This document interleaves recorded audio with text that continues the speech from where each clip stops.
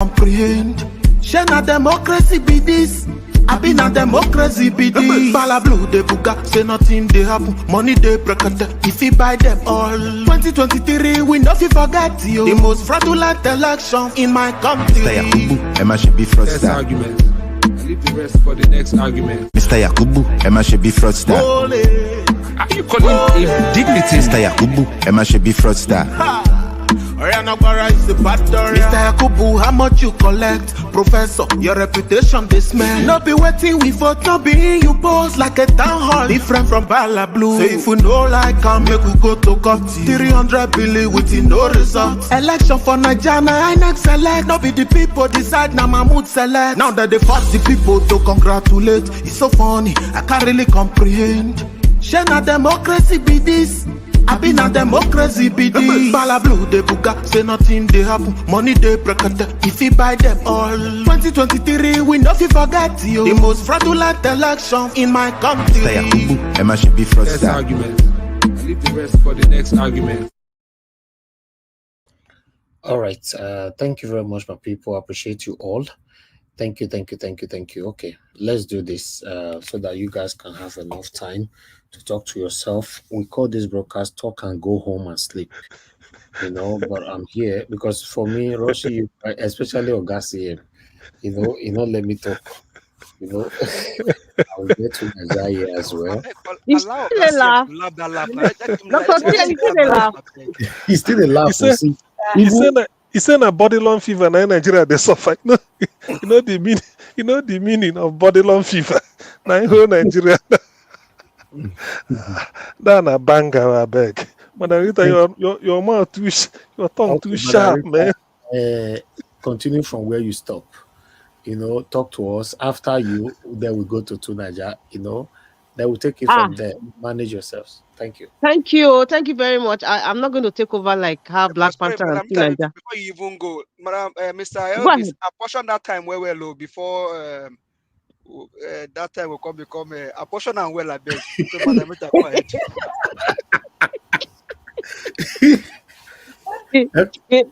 Okay. Let's do. You don't fear no apportioning it. You fear. Fear waiting. No, I don't fear. So that you know we are the driver now. So maybe referee of the match, please. No, it is Black Panther to Nigeria that will take, and Dr. CM. When they're talking, they can talk for 10 hours straight without even pausing. So that's why we might need to portion it. Nigeria and CM, they do that one. To Nigeria and CM. I don't even remember saying people did for the platforms. All right, but we have enough time. Don't worry, we have enough time. So, but at least let one person talk maximum 10 minutes and allow others to talk. When we reach 10 minutes, make we stop them. Thank you. Go ahead, madam. Okay. Okay. As per the bottom fever, like I was saying, it's very unfortunate, that we have to start dealing with this, and this time of our life. It's sickening.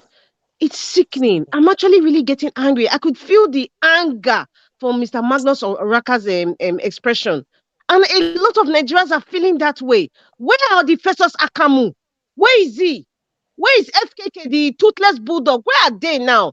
They're all quiet because these men, they all have 10 SUVs in their car, in their house, minus the one they give to their side piece. So right now, everybody's feeling the body long fever. So this is situation. It is so painful because when I saw the increment in gas prices, fuel prices, I was like, oh my God. I actually had a tear in my eye because I was now thinking, how can the regular person we see every day, how can they even eat? Forget about transportation now, because everything is a ripple effect. It is a very serious problem. Sometimes we in diaspora, we should sit back and just sit back for a moment, especially those who are supporting this evil and malevolent government. Sit back and just think. If they've increased fuel like this, a mother who has a small stall in the market and she takes transport to go to her store, let's say she spent 500 naira for bus fare. There's nothing like, let me not even bring abroad 500 naira. Now, Tomorrow she will enter that same car and they'll tell her, Iye is 700 naira. How do you think that woman is surviving? Then when she gets to her store, after complaining and talking and stress from trekking, she's going to increase every single price of her goods. The regular man or woman that is managing comes to buy that good. I'm just trying to describe the ripple effect. Comes to the store and say, Mama, please, I want to buy 4 seeds of tomatoes. And she tells her, oh, things have increased, or transportation is increased, or that 4 seed is 2,000 naira. Then you, the person that wants to buy it, your husband gave you only 1,000 naira because maybe the wicked governors have not paid the salary, if he's even working for government, or the money they're paying is not even enough. He has not paid house rent. So what he could afford is 1,000 naira. She has not bought other things, only tomatoes. These are the ripple effect I'm talking about. And then you have people in NNPC, people in Asurok. You are seeing disbursing billions of naira to just the National Assembly members. Just imagine. That is why it touched me today. I was just teary and like, oh my goodness. Many of us who live in diaspora, we don't know I don't want to judge, but I don't think we know the magnitude of what these numbers mean. Looking at it on the screen or looking at different skits people making is actually different from the reality of what a regular Nigerian is suffering right now. It is a very serious situation. That's why I think this anger is needed. Maybe it will break off the scales of the jazz that they made Nigerians kind of aloof. I heard in some countries in Europe, when they even increase price of bread, people are like, there's an upheaval. Everywhere is going crazy. This thing has been going on since last year, since this darkness came to Aso Rock. Every day is one thing or the other, without apologies. And then Akume had the audacity to say we should bear it. I don't understand what is going on. I understand, but I don't understand. It's very deep. Please, those of you who at least have some little conscience and are supporting this government or giving excuses, think very well. Just sit down and think what is going on. We're just talking about subsidy and fuel, because fuel is like a major mineral that's used in every aspect of Nigerian life. Your businesses, in schools, everywhere, in the marketplace, in the office, everywhere. We need electricity, and most people are using fuel, petrol, PMS, to even diesel to generate these generators just to make things go okay. Even just to even sleep, even in the theater, in the hospital. A woman is having C-section right now, and then they don't have money to buy diesel or fuel. Please think very deep right now. A woman is having C-section or even a simple surgery as appendectomy right now, and there's no fuel just for the surgeon to use. I'm not going to go to the medical field now. I'm just talking about fuel, PMS, petrol. You see what the ripple effect is causing people? How painful it is.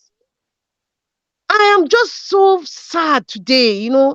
It's like tomorrow they increase it, nothing happened. The dollar is Nigerian naira, the value of the naira is going down. And it's just like, I don't understand, but I understand. At the same time, I still don't understand what's going on. Where is the Festus Akamu, senior advocate of nonsense? Where is FFK? Where is FFK right now? They're all quiet. Femi Bajabi Amila, all those aspirants right now, anybody, for example, in those states, you want to be governor or any other state. If you don't have something that shows us that you know what it is to govern people, then they understand what the pains of the people are. Don't just give me that, there's no good road, there's no light. All those ones are dated. Those are dated campaign promises, dated, old, obsolete. We don't want to hear solutions. We want to hear solutions. We need to take out this man. Judiciary, they should not play any funny game. They should just do the right thing. Judiciary, in case you don't know the right thing, I am not going to tell you what the right thing is. Just in case you don't know the right thing is number one. We are not going to do a rerun. I repeat, we are not going to do a rerun. Number two, we all know, according to the Constitution, electoral law, 25% of Abuja, for you to be a winner, forget about the 2/3 now, 25% win in Abuja, and Peter the Rock Obi was the only man, was the only candidate that got that score. So therefore, you have to declare him president with immediate alacrity, immediately. That is the right thing to do. And then bring a Black Maria, declare that the Nigerian police force, the chief of what they call them, the chief of police, all the security agencies, head to Aso Rock or wherever it is, because I know Agbado is not in Aso Rock. Even if he's in the office or he's in his house in Abuja, get him arrested. Get him arrested. Get Mahmoud Yakubu arrested. Festus Okoye arrested. We will start from there. But please, first of all, immediate declaration of Peter the Obi as the rightful candidate that was voted for by every single Nigerian. He got the highest votes and he got that prerequisite, 25% of Abuja. He got it. That is the only thing Judiciary has to do right now. Because if you're not sick and tired, I am not just livid, I am sick and tired on a daily basis of hearing how hard life is in Nigeria. I have family in Nigeria. I know most of you have family in Nigeria. Even if you feel that all your family live in diaspora, at some point you are still kind of attached to Nigeria, because you are helping people go to school, feeding families. You know the money you're going to send is going to be more. If you have mothers or fathers, you know what you're going to be spending is going to be more. Don't ever say you're not interested, because you don't know one day, this thing happening in Nigeria would affect you. We've seen a lot of diasporans who have worked hard, sacrificed, and wanted to invest in Nigeria. They went to Nigeria, and what happened? Their life was taken away from them. So that's the Nigerian factor. So don't say it's not going to affect me. Don't say that, because it's going to affect you. That is what the judiciary should just do. Just declare, even if he's in his house, carry the Chief Justice. Oh yeah, let them swear immediately. We don't need any fanfare. At this point in Nigeria, we don't even need to go to Eagle Square. The man wants to work as far as last year. Peter the Obi wants to start running the engine of Nigeria from even last year campaign. So all those fanfare of Eagle Square, we don't want all those hula balloon. We don't want just bring the Chief Justice, swearing him in. Baba, that is there. Their wife is there. That's all. We don't want any jamboree. Nigerians were in so much pain. We don't want any jamboree. And before I go, in case I forget, I know it's already 19th already. Peter the Obi, my president, the man that has inspired and awoken the political scene in Nigeria. Happy birthday. God bless you, sir. I heard that I think he's going to Jos. I think Nigeria, what you're playing, is going to Jos, to stay with the IDP camp. If you like, those of you who are on the other side, those of you who are blind, if you like, say he's using this as an emotional blackmail or to score a political point or whatever. Now you know. Tell una guy may go back to Guinea, whether not Guinea-Bissau or Guinea-Conakry. I know, he's not a Nigerian. Tell him to go back to Guinea. He should leave Aso. They should fling him into the Black Maria. Police bundle him up and send him back to Guinea. We will pay for the flight. If they don't have money, we will pay for it. Let him just leave. Let him just leave. And the other ones that are Nigerians, we will know how we will deal with them. But please, Judiciary, just put Peter the Obi, please, because we are tired. We are tired. I am fed up. I am tired. Thank you. Even if they feel he's pretending, the mere fact that fire has been burning in Plateau and other parts of the Middle Belt, we've not heard them try to do anything to quell it. We've not heard them trying to create solutions. My sister, they have body lung fever. They are not all right. We have Professor of Rice and B, Wole Soyinka, all these people that come, Media Daily Alake, fake senior advocate of nonsense, Professor Sakamu, all of them that you even some bishop, pastor, they are quiet. In the midst of evil word that is hovering around Nigeria. We don't listen. Judiciary don't do well. Agbado don't have any plan on security. They all have no economic plan. Listen to what this Adamu Mumu they talk. Adamu Garba, the Mumu. He's saying that bear with President Tinubu. He is working to get us on the right pragmatic pedestal. My sister, Tinubu knows Adamu Gaba is an overfed orangutan. He has nothing to offer. He's a airhead. There's nothing in his brain. So let's not forget about his opinion. That one is not somebody to even listen. That one is he's just this overfeeding that is worrying him. You know, some people like that. I don't waste my time. They are acknowledging that people are suffering. Why would they unravel that kind of hardship on people in the space of how many months? 2 months? Less than 2 months. He's unleashed this kind of hardship. How much was petrol when Buhari was in power? Was it up to 300 naira? At this point, all of them should go for a mental evaluation, because you cannot spend bullets. You're talking about bulletproof when people cannot even eat. What is wrong with our nation, for Christ's sake? I think many of them, they need mental evaluation. Many of them are not okay in their brain. They've lost touch. My sister, they are not normal anymore. It's not about they have not lost any touch. Mentally, they're not okay. That's the point we are in right now. Because somebody is hungry and you not spend billions or just for a metal, a vehicle, bulletproof. Or furniture. Imagine that. That is what they are prioritizing. Does it make sense? Where is the common sense Senator Ben Bruce? Where are you now? Start talking the common sense. Where are you? These are the people we should be calling out. Where is Ben Bruce, Senator Ben Bruce? Where are you? All of a sudden, you don't talk about common sense again. You know, you're not talking about spending money. Wait, he's talking about spending money to pre-order a flying car. Is Ben Bruce normal? Many of them are not normal, Nigerians. Many of these people, they need mental evaluation, because people cannot be starving and you are paying money for bulletproof. Does that make sense? Oh. It is really Niger matter, except if somebody does not care about Nigeria. It is so painful. The lack of Mother Rita. Sorry, Madam Busy Breeze. I understand how Mother Rita feels. Yeah. It's terrible. The situation is real. You know, that is what I expect from you anyway, or from anybody. Because it's tough here. It's really tough here. When some of you are saying that these people have lost sense or track or whatever, or they are not well and all that, you know, I disagree, because the only reason why I disagree is that have these people ever been doing anything good in this country? So it looks like when you say somebody, they have lost their brain, they have lost this or that, that's somebody that used to do something good, right? So these people, they just get worse every day.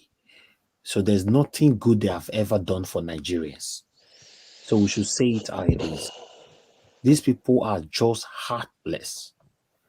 As we're speaking right now, these people are listening to us. They're smiling where they are. This is why I said they must be handled with an iron. They must be handled with an iron hand. I'm telling you, Nigerians, for us to look back and start proud of our country all over again, our ex-satanic leaders and present satanic leaders must be handled with an iron hand. All of them. These people don't care about you. These people buy houses in abroad for their wife, their children, buy them nice cars, Ferrari, Bugatti, Lamborghini. These are what their children drives abroad. Oga Elvis, the most painful part again, right? They buy them those things for this. They destroy young girls' destinies. All these small girls you see, small girl with big God, they are the ones. They will carry Nigerians' money and go and give their side chick. Destroy small children's lives. It's terrible. It's terrible because, guys, you guys must understand the reason why you see it in tomorrow that most of these people, their children don't come on social media to talk about what their parents are doing is bad. You see, we have a long way to go. Let's hear from someone else. To be honest, I understand how you feel, Madam Rita, but that is what I expected, you know, from you. It's terrible. I'd like to I'll go to Nigeria. It's good to have you on the panel. Please talk to us. Good evening to you. Yeah, thank you for having me. Ninja was greetings and greetings to everyone on the panel, the chat, and to the viewers. And Rita, take it easy. I know how this stuff is coming across, and I I've seen some of your messages before today, and maybe your day will come. And this, when people refuse to do the right thing, the day of reckoning might show up, and these people will pay for all the things they've done. Um, you see, this I heard somebody say something about the House of Assembly. This is how to recall these people. I think that is something I support. If we can be getting, because these people are the ones passing the laws, all the budgets and everything, they are the ones releasing them, including the ones that they pass for themselves. And they are all in our constituencies. They are in different constituencies all over the country. And if we are change our culture to start targeting them, and have an operation, whatever you call the operation, operation cockroach, whatever you call them, removing the cockroaches from the center. Because these people, they are just going there to feed themselves and tearing the country apart. They don't care. They are completely. It's just all the people we think that used to do us good before. Many of them are actually compromised. We just didn't know it. We just didn't know it. The other day I was hearing Bami, I think it was the former chief of army staff. I was furious when I heard, and that was the former general. I was furious when they asked him because he was on this channel and they were talking to him about security issues in Nigeria. And he was just waffling all over the place, not even making sense. Maybe it's his age. I don't know. I don't want to hold his age against him. But because I was on the chat and I was complaining that the country is messed up here. He had talking about fixing this, that we need more soldiers to secure the country because they were talking about the instability in the north and around the country. Then he was like, then they put it to him because one of the reasons why the journalists decided to take the case up, because one of these channels that support Tinubu, was because I said even Tinubu made a case in Chatham House about this security issue that this general is not doing. Then the journalist went on and said, as general, don't you think we need to recruit more people into our military and the security forces to protect the country? He was like, no, it's not about the numbers. I was furious. I couldn't believe these people. I don't understand. I said, how did this man get promotion at all? If he doesn't know, how did he even get one promotion? Because if you go to any country in the world, you can see the difference. When when they tell you that Nigerians, we know about security, our military is good, it's because we are dealing with our fellow Africans that are just as useless. When these people they leave our country, all these people that we think we are trusting, it's just because our eyes are not open enough to see that they are actually deceiving us. That is why. That is the problem. Until you go, and I keep saying it, we ourselves should be doing our own research, looking at how other nations are functioning. Oga to Nigeria, as for me, I've never trusted any of them. So I don't know the people that were trusted them. I've never trusted any of them. Litre is calling on Ben Bruce now, and some of all these people that we think that are, people used to trust Oshomole. When I heard him talk, I said, no, none of them I trust. Is it the same Oshomole that came from my state? I don't trust them because the moment he say he was going to hire my son, like these people are crazy. They don't know what a nation is built upon. We have the people in Nigeria. These people are standing our people down. They are telling them, don't do anything, be useless. And the only usefulness you have is going to serve our masters. That's their masters. That is the only usefulness our Nigerians have. Just the other day, I was hearing a Nigerian in a European Western nation saying that he had to step in for his university to convince Nigerians to travel over because some of the Nigerians were not accepting the offer the university was offering them. So another Nigerian went and convinced the Nigerians to come and work for them overseas because this is the name of the game. And we never make any plan to get them back to Nigeria. So look at what Tinubu has done to Nigeria now. Within how many months? Nigeria's currency has lost 25% of its value. That's black market rate. I'm not talking about the lower rate. How can you unify a currency and both sides lose in one go? Now, you now see all the trips he's been going to the West, what he's going there to do. He's made it easier. When they devalue your currency, you are devaluing the people.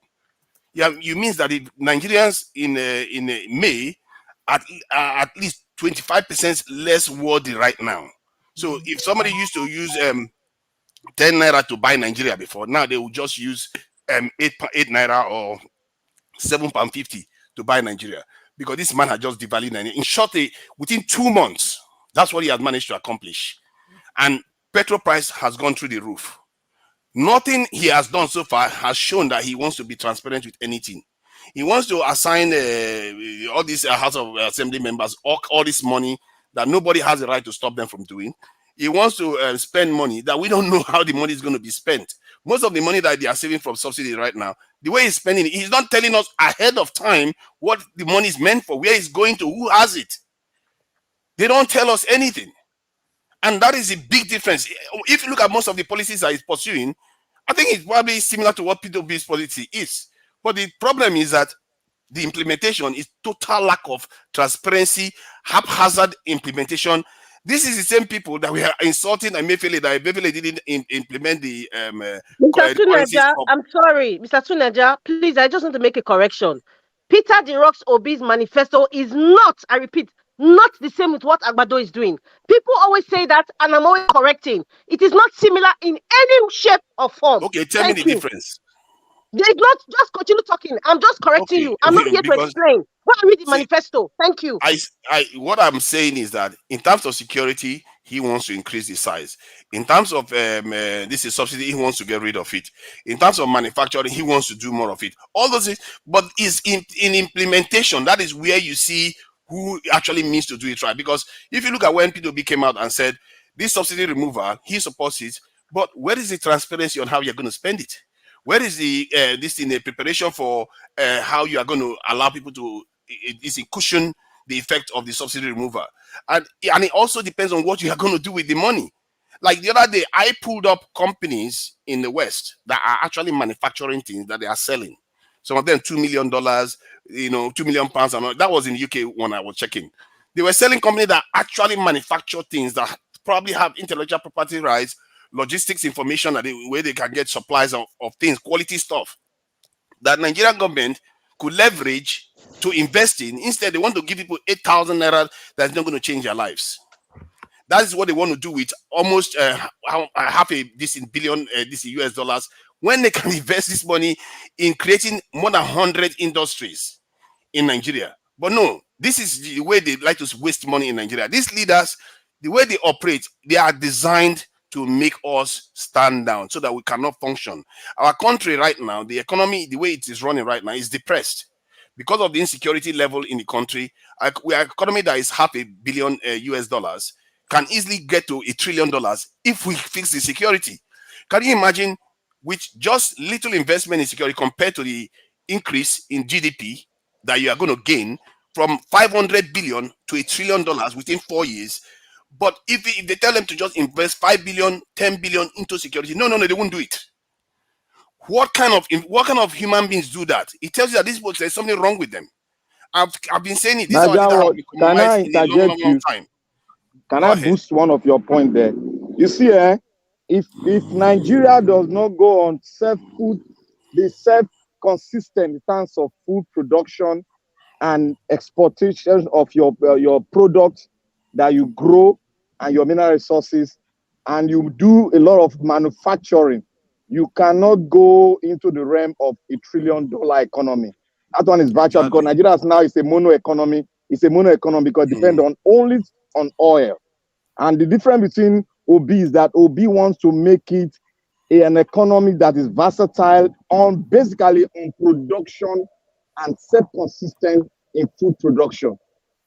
Yeah, and one thing I like about Peter Obi's approach is transparency, because I've always believed that if you want to fix a country, other than enemies forcing you to fix, to combine and work together as a nation, because one of the ways nations generally work together is when they have been invaded by another force, and after that nation leaves, those nations come together, they put their differences aside and build a country. But one other way you could do it that I'm beginning to find is through transparency, because if people know what is going on in the country, everybody will be on the same page. And generally, when they want to be on the same page, it's for something positive. And it's going to discourage corruption. And this is one of the things Peter Obi keeps reiterating all the time. And that is why whenever Tinubu is saying all the nonsense he's saying, and yet all the money is being hidden, you don't know who is. That stuff is driving me crazy. Why do Nigerians trust these people with any money at all? Not one penny you should trust our Nigerian politicians with. Nigerians should not even trust each other with this thing. this in one naira, because we have seen that even people that you trust once, they will go and steal the money anyway.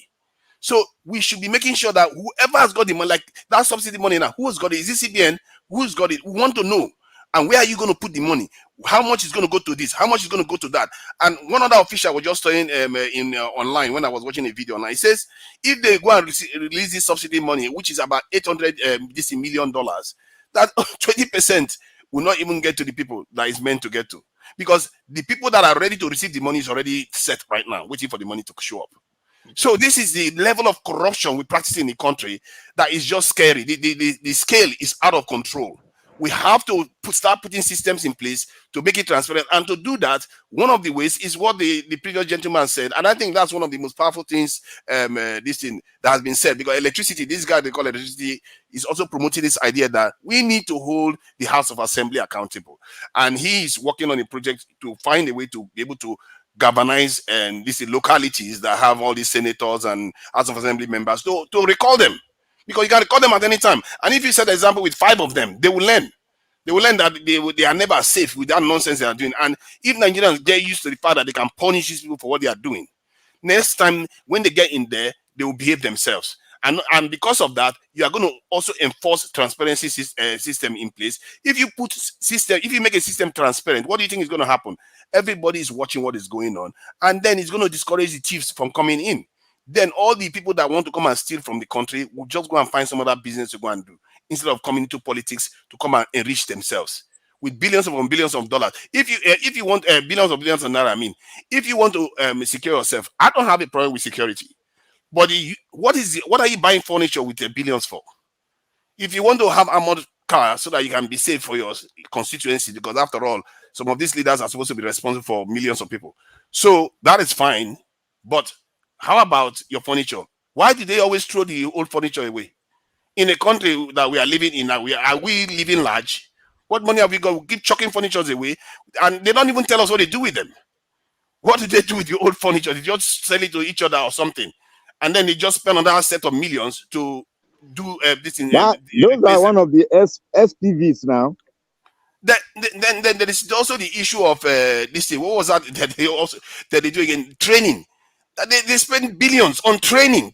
What are you training them for? Yeah, the billions for universities, you barely give them for training. And as of politicians that went and ran for office need heavy training that will cost billions.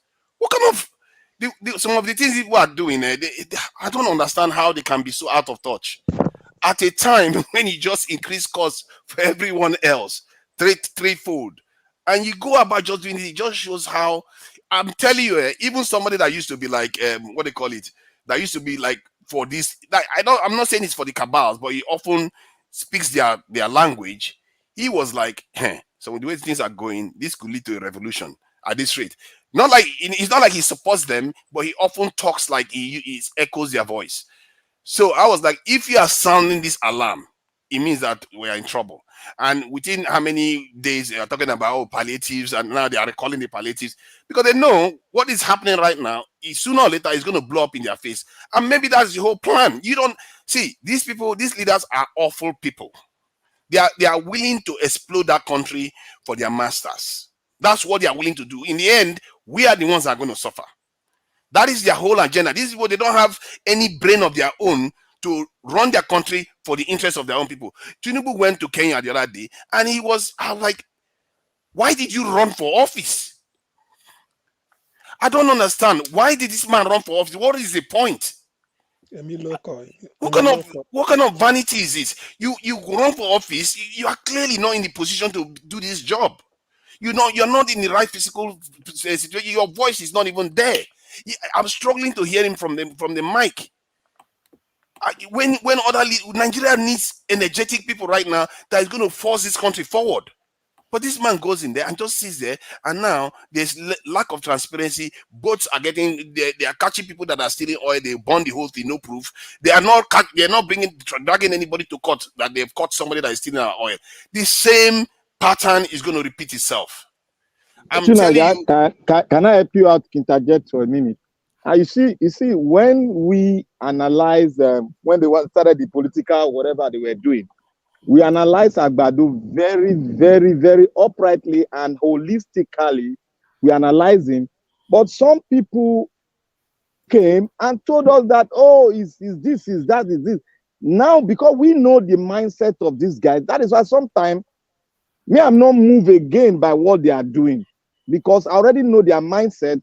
I already, forecast what they will do and what they will not do. So what's the big deal? Like a big deal in it? They are going to continue with what he said it himself. They're going to continue with it. So what's the big deal? I know this is the trajectory. So I'm not bothered, because you were even complaining about security when he was saying 1 million. I knew that he was not going to do anything on security, because he said one thing. A lady, the woman leader, asked him, "What do you have for the North?" He said nothing. That if he tries to do anything, he will be cut off. His life will be cut short. That lady said it. So And what do you expect from him? Nothing.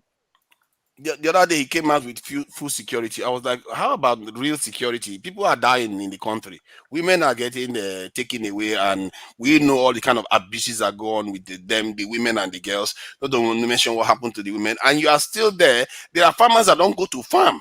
Nigeria's economy is, it stands still because there's no security. Given, to me, security is an economic investment. How these people think, I don't know how wicked they are. They are really, what I consider this is just downright evil. Because how can you hold the people down this way? You hold them down to remain poor so that their future will be blighted. Every day we lose power in that country, the whole world is leaving us behind, and they make sure we remain in that state. What kind of human beings are these? And no matter, I say this, even if they blackmail you, even if your life is at stake, you can't leave your country like there's no way. And if this man means, if Tinubu means business, and you see him really rejigging the security infrastructure in Nigeria and wants to increase the size, then you know he means business. Any leader that doesn't do that, they don't mean business. They don't want to fix the country, because whatever they do, the problem will remain. No matter what they do, the problem will remain, because all you need is somebody to show up from somewhere and the country will be ablaze again. People just die all over the place, because you can't have soldiers everywhere.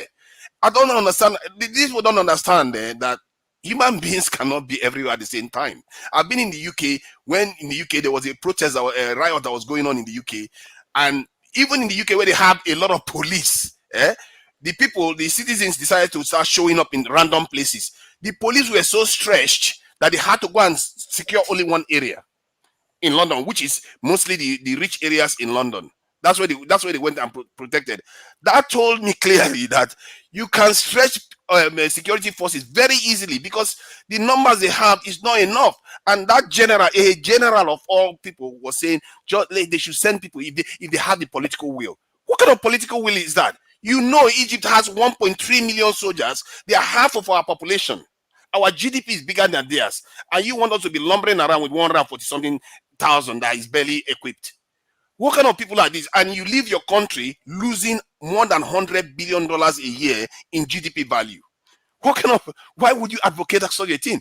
For me, I've never seen anything you can invest. Even education, if you invest in education, that is long-term investment, because by the time you put money in education today, maybe in 16 years' time, you start getting the rewards from the educational investment. But that security one, from the very next year, in short, almost immediately, you start getting reward from it. And yet, that's the one Nigerian leaders will never want to do. It tells you these people are compromised to the bottom, and any leader that doesn't fix that first, that is a signal that they're not going to do the right thing. And the moment Tinubu started talking about food emergency, palliatives first, and he's talking about the synergy between the different security operations, I know this guy is coming to con us again, because they are going to keep the nation the way it is, keep us asleep. And if we don't wake up to this threat that these people are putting on us, I'm telling you, this nation, they will run this nation to a point whereby we go into anarchy, and that anarchy is not going to result in our benefit. That is what they want. That's what their masters want us to do. And on the other front, this I found that there was this emir in Kwara that decided that it was a good idea to ban a traditional festival. I was like, okay, how is it that this is the priority of these people? These are big people in the country. These are supposed to be in charge of a lot of people, and you go and start banning traditional. This type of stuff is the kind of stuff that kills nations from inside. This is how the nation becomes divided. When you have a people that want to ban other culture because they think Islam or Christianity is going to be the best for the people. When I can't, and this is supposed to be a secular nation. This is supposed to be a secular nation. Something like that should never be happening in this country. And you don't see, okay, Wole Soyinka did condemn that, which is very, this in that was a week later he condemned it. But this is something that should not even be contemplated at all in this country. And one other thing I found out recently is that it just occurred to me anyway when they say traditional leaders, because I heard this, I saw a National Assembly member go to the north, and he said that he was attending a traditional leaders this in kind of a palace to go and meet the traditional leader. That their agenda is to give traditional leaders constitutional powers. In other words, give them representation constitutionally in the country. But then it occurred to me that what he's calling traditional leader is technically a religious leader. That he went to an emir. That is technically, because that I noticed that in the north, what they call traditional leader is religious leader that replaced the traditional leaders. I mean, it's just a few centuries ago. While in the south, our traditional leaders remain in place. So, and when he goes to the north to do this thing, and I hear that someone is banning festivals of the Oshun, this priestess or something like that. I'm like, what kind of attitude is this? And this kind of stuff in Nigeria that we really need to stop, because we need to confront it. If we are not honest with ourselves, this kind of gap that they create in a country that they can lead to conflicts. Like in Sudan now, part of the conflict in Sudan is also Arabization that is going All on in right, Sudan. It's not round only up in about 1 minute different to powers. Naja. Yeah, So yeah. that Thank you for all 1 the minute. time you've given me. To be fair, it's really very long. So I don't like a situation whereby within the nation they are trying to divide us amongst ourselves. Leaders that are doing those sort of things, they need to be ostracized. And I heard the way Rita, the passion in her voice, and she's been saying it repeatedly. And there are people like that. And I've been giving this one, and I said, nations that don't change, sooner or later, when the reckoning comes, traditions, religions, all of them will pay a price. They will wipe every single one of them out, and you're going to see very, very terrible images of the actions that people will take against these people. And it's not going to be sensible. Innocent and guilty alike will face reckoning. And if these things are not fixed peacefully, and I believe one of the ways to do it peacefully is what we are talking about, holding our representatives accountable. We have to start changing our culture to target these people. It's one thing to protest one day or 2 days, but if you don't target them and remove them from office, actually get scalps and remove them from office, they are not going to learn that the people are the ones that they answer to. Thank you. Thank you. I've got to Naja. Before that, I would like to quickly. There was a poll we put in the previous broadcast. So that was the poll right there. I put it on Nigerians rise and remove Tinubu now. A matter of life and death. Group calls for. Yeah, that was a statement from a group that the previous video that we played on that particular broadcast that time. So I was actually asking the audience, do you, support the protest? So I put it right there. Yes, I support for a massive protest. No, I do not support any protest at all. So 88% of the people support a protest, a massive protest in Nigeria. Why 12% don't support it at all? So I thought I should bring that in, So, but before I move on to the people, I'd like to quickly appreciate Sportscam. Thank you very much for the super chat and the opportunity you wishing our principal a happy birthday. Stella Ima thank you very much for the super chat. Faith of birthday, thank you very much. I appreciate you all, my people. God bless you all. Continue to press on the like button. We are still here. So I'm going to give opportunity for Mr. Chris to talk to us now. Mr. Chris, are you there with us? Yes, I'm here. Good evening, Good Chris. evening, Mr. Nanjawaj, and good evening, everybody on the panel.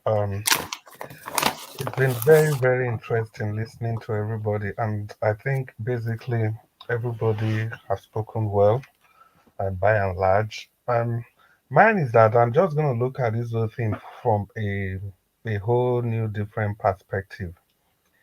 Well, it goes on to say what I've been trying to tell us for a very long time, um, is that it's very clear to us that we are responsible for the savior of our nation. The responsibility of saving our nation rests squarely in our hands. No matter what the external influences could be, yes, the influences are there, like I always maintain. But we have to understand that the sole responsibility of saving this nation rests in our hand. If we are united, if I say we, now I mean the leaders as they currently stand, if they are united and they are ready to do the right thing, you just see that those external influences will be minimal. There is no country that is not suffering external influences. Now just look at all the decisions that has been going on in the country. The subsidy, the furniture allowance, the everything, all these stupid decisions. You can see which one of them was orchestrated from the Western world. None. It is just our inhumanity to ourselves that has led us to this condition that we are in right now. If you look at the divisions, the way we treat ourselves unequally in the country, you can see it has nothing to do with Western influences at all. It is because our leaders are greedy or they are outrightly stupid. The same people that protested, the professors, the cash activists are not activists. All those people that protested in Lagos when fuel price was just like 100 naira, where are they? The same people that called obedient, what was it again? He called us fascists. Where are the people? I mean, Wole Soyinka in particular. Is he not talking? I don't know that we are making reference to the fact that he kind of counter that Emma in Kwara. How did he counter him? He was just patronizing the man. He was patronizing the man. Why did he keep quiet now? Somebody that stopped a whole traditional festival in a state, in a secular state. They cannot call such people fascists, but it is the people that are protesting for their right, people that are just talking, preaching for good governance. Those are the people you call fascists. Where are the people that used to call obedient names on social media? Where are all of them? Even those we trusted before, that campaigned before, that we thought they were for the people. Why are they all keeping quiet? Is it actually true that what Tinubu said, that what money cannot do, more money will do it? Is it what is actually happening? Is it that Tinubu has used more money to do what money cannot do? Because it's becoming mind-boggling. The people you expect that they should speak up, people that have been on the side of the people, they are all keeping quiet. But it is only when the thing affects some section of the country, that's when people will start talking. That's why everybody will remember they will be opening their dirty, smelling, rotten mouths to be talking as if that's the only place that things are going on in the country. Look at the atrocities going across the entire nation, and they just keep quiet as if everything is okay. It's only when it happens in the southeast that's when everybody wants to generalize. Everybody wants to tag it on the politicians there. I'm surprised. How come these same people they are not the killing? The guy in Plateau in Benue State. Take for example let me take the Northwest. Why have they not linked all those things to Muhammadu Buhari or Kwankwaso or the people of the Northwest? Why is it that if something that's not as grievous, if it happens in the Southeast, you want to use one brush to rub everybody in the Southeast and paint that region as if that region is the problem of the country? Is it the region that's responsible for this new economic catastrophe going on in the country? We are talking about fuel. Fuel has gone up to 617. The same people that couldn't bear it when Jonathan was in power, when things were not as even 100 as worse as this, they are the same people that are telling us today to bear it and keep quiet and be patient with Tinubu. The same people, they are keeping quiet. The same people that can rant over people that are just doing the right thing, but they are keeping quiet and looking at the people that are doing the wrong thing, destroying the nation. This woman, the Minister of Humanitarian Affairs, we knew how much she spent, 500 billion every year for the poorest of the poor. Who are the poorest of the poor? There's no record of the distribution of that fund, no record, nothing. And these same people, they kept quiet, the so-called activists. These were the same people that attacked Jonathan. Anything Jonathan does, then it was attack, and attack. The same people are keeping quiet. I'm not saying they shouldn't have attacked Jonathan. But the question is that if you can attack Jonathan, then so why are you keeping quiet now? Can't we all see that there's a deep division in this? It's just a situation of we versus them. As long as you are not from one part of the country, you will be treated differently, either you like it or not. And that is what has exactly brought this nation to its knees. Let's not forget, there's this Buhari's in-law, the Accountant General of the Federation, that made away with 280 billion naira. And this same man, his tenure would have expired 2 years earlier, but Buhari kept him in power. They left him there for 2 extra years. And what did he do in that 2 extra years? He stole and stole and stole and stole. And yet nothing was done to that man. The same people, they know clearly well that somebody like Simon Ekpa, everybody know that it is Simon Ekpa that is giving out the instruction that is causing mayhem in the Southeast. And they refuse to address this Simon Ekpa as a person, but rather they address everybody in the Southeast as if they are all in collaboration with what Simon Ekpa is doing. Whereas in other sections of the country, they single out the people that are causing those atrocities and put the blame on those people. So why can't they do the same thing? Why can't they use the same approach in the Southeast? The reason I'm just saying this is just for us to know the root of the problem we are facing in this country. You want to tell me that if it's any other person from any part of the country that won this election the way Peter Obi won the election, they will be doing all this they are doing? The nation will go into flames. It will go into blazes. It's clear that we are not one in that country. And not until we all open our eyes. They did it with Abiola now, didn't they? Abiola even died in prison on top of it. Naija, please, if you want to have a debate with me, please, we can have that debate. Okay? No, I'm just highlighting the fact that they do it to other section. I don't think it's only any of your shenanigans, okay? I'm just highlighting the fact. Have a debate, we can have a debate. Because the story of Abiola, I know your style. I'm just highlighting it.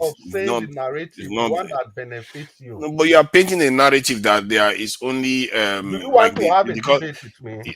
I can't. If you want, it's not a debate. I'm just highlighting a point that is factual, so that you correct the point you are making. Do you sincerely want to have a debate with me? If you want to have a debate, I'm not running from a debate, but I'm not doing this to debate you. We all know that the story of Abiola is completely different from what we have now. We all know that. It's different? Yes, it's completely different.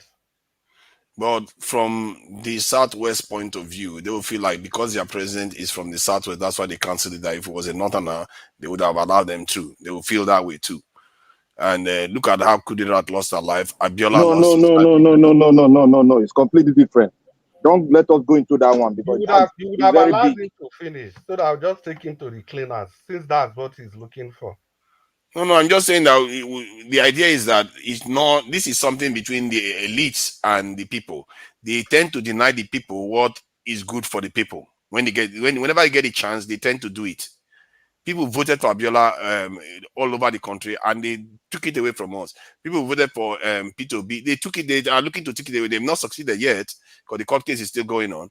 But they are looking to do that too. So that is the commonality you see there. No, true Naija, the case is very different. Don't let us go into that one. The case is very different. If we go into that one, it's very, very wide. Don't let us go into that one. There's a difference between a military regime and a civilian regime. Don't let us go into that one. There's a big factors that make that one to play its course. So that one is quite different from Of this course, one we are it's having. always going to be different. The what remains the same is that it happened to a section. Some section of the country will feel like it's because the person is from their side. That's why it happened. Because after all, Shagari was sworn in, but when it came to their turn, and somebody that was very good for the country, they denied him. This is the victory. Peter Obi, this thing almost won. That's in terms of the election. Because it's obviously in case now they are trying to steal it again. So it's the same thing. It's not that dissimilar in terms of depriving the South or somebody from a region from becoming president. And some people feel like it's because of the regional thing. Personally, I think it's because of these corrupt people. These corrupt people don't want a leader that wants to do the right thing. I'm sorry, but I really don't get what you're saying. Honestly speaking, What I'm saying is that the elites, the corrupt ones, It's my want to time. If prevent I people that want finish, to make you positive talk. change. Naija, listen, if I finish, you talk. I gave you time. I wanted to see if you make sense from what you are going to explain. But as usual, it's just, if you want to defend something that's indefensible, you just come with some level of shallow arguments. Arguments I'm that not cannot even really be making an argument. I'm substantiated. just Wait, let me highlighting a finish. fact. If I finish, you can talk. Why are you being defensive? It's not nothing to be defensive about. It's I was just a waiting to fact. see. I was waiting to see if you have improved on your submission, but it's still Oh the my same God, you. It's man, you still the guys, same man, I you. don't know what's wrong with you. See, it's still the same you. So the truth is that So I am not Naija, let him getting finish. Let him finish. tribe with You got me? okay. Never ever going to get this with because it's just like the back and forth you had the other day. You were asking questions about the Zen certificate, and then you want people to clarify that too. You think I'm going to get into that with you today? No, no. But thank you. You have derailed my train of thought, but that does not mean I'm not going to continue from where I stopped. But for your argument, I won't get into it because you are not serious with the points you are making. Now, the truth is that it is obvious if you are saying it is not because it's a section of the because the person is from a section of the country. These people they are saying it every day. Kwankwaso, no other, no lesser person than Kwankwaso said so. He said so severally in several fora on national television. El-Rufai made that clear. El-Rufai made a scathing statement, bringing down the religion and the section of some people. And you are here still defending what I don't know. So you see, okay, let me, like I've said, I can't even get into it because you are not ready for an intellectual discourse. You want to have Okay? it. If you want So the to have a point I'm debate, I can making, debate it. I'll be rounding up soon. The point I'm making, the summary of this whole thing is that the chaos we are experiencing in the country today is man-made. They are all Nigerian-made problem. And the solution rests in the hands of we Nigerians. Once we have decided, especially those at the helm of affairs, if they have decided to do the right thing, I think Nigeria is going to move forward, irrespective of the influences from any country at all. Every country are facing external influences. Countries are competing with each other. It's not new with Nigeria. It is only when you let your guards down that's when these external forces can have a greater influence on the decision-making processes in your country. So that's just the point here. So that's why we all must rise up. We must rise up to ensure that we are able to make sure that we get this mandate back. And one reason why these external influences, why they hold sway over our leaders, is that most of these leaders, they are tainted in every ramifications. They are tainted. They have their hands soiled. These external forces, they have all their files. They know how to control them. But in the person of Peter Obi, we have seen an alternative. We have seen an alternative. This man said, if you can trace any corruption, anything to him, he will stop campaigning. What a profound statement. So for a leader that can say that, just imagine if we are able to fight and have him in power, he will have the freedom to do whatever he wishes to do. without fear of favor, without thinking twice. He will do the right thing. And it's not just a statement for the future. He has demonstrated that he can do it, and he will do it again. His lifestyle reflects everything that this man represents. He has been saying, go and verify. There was a video Nigeria was played yesterday that since 2016, this man has been saying, go and verify. So it's not even related to this election cycle. This is what the man has been saying. Go and verify. Nigeria was actually made a point yesterday that this man, can you even say, can we say that people should go and verify the life we even lived just 5 years ago? How many people will be bold to say that? But this man has come out. He has made this point clear over and over and over and over again. So the point in all this, the kind of leaders, the people in power today, they are not going to save us. They can't save us. Their luxurious lifestyle will not allow them. Their dirty past will not allow them. Their bigotry will not allow them. Their sectionalism will not allow them. Their cluelessness and visionlessness will not allow them. But in the person of Peter Obi, we have found a savior. And it's our responsibility, it's the responsibility of every truly well-meaning Nigeria to ensure that this mandate is restored. Thank you very much, Mr. Nanjawa, for the opportunity to contribute. Thank you so Sir. much. Thank you very much. Thank you. Thank Oh, you. is it Peter Obi's birthday? Yes. So please, everybody on the panel, Can I want you all to use opportunity to wish Mr. Peter Obi when it gets to your time. Speak to him. Tell him anything you want to say. But for me, hold on, please. Sorry. I want to use this opportunity to celebrate my principal, Mr. Gregory Peter Obi. Thank you very much, sir. We appreciate you. We love you. Mute yourself now.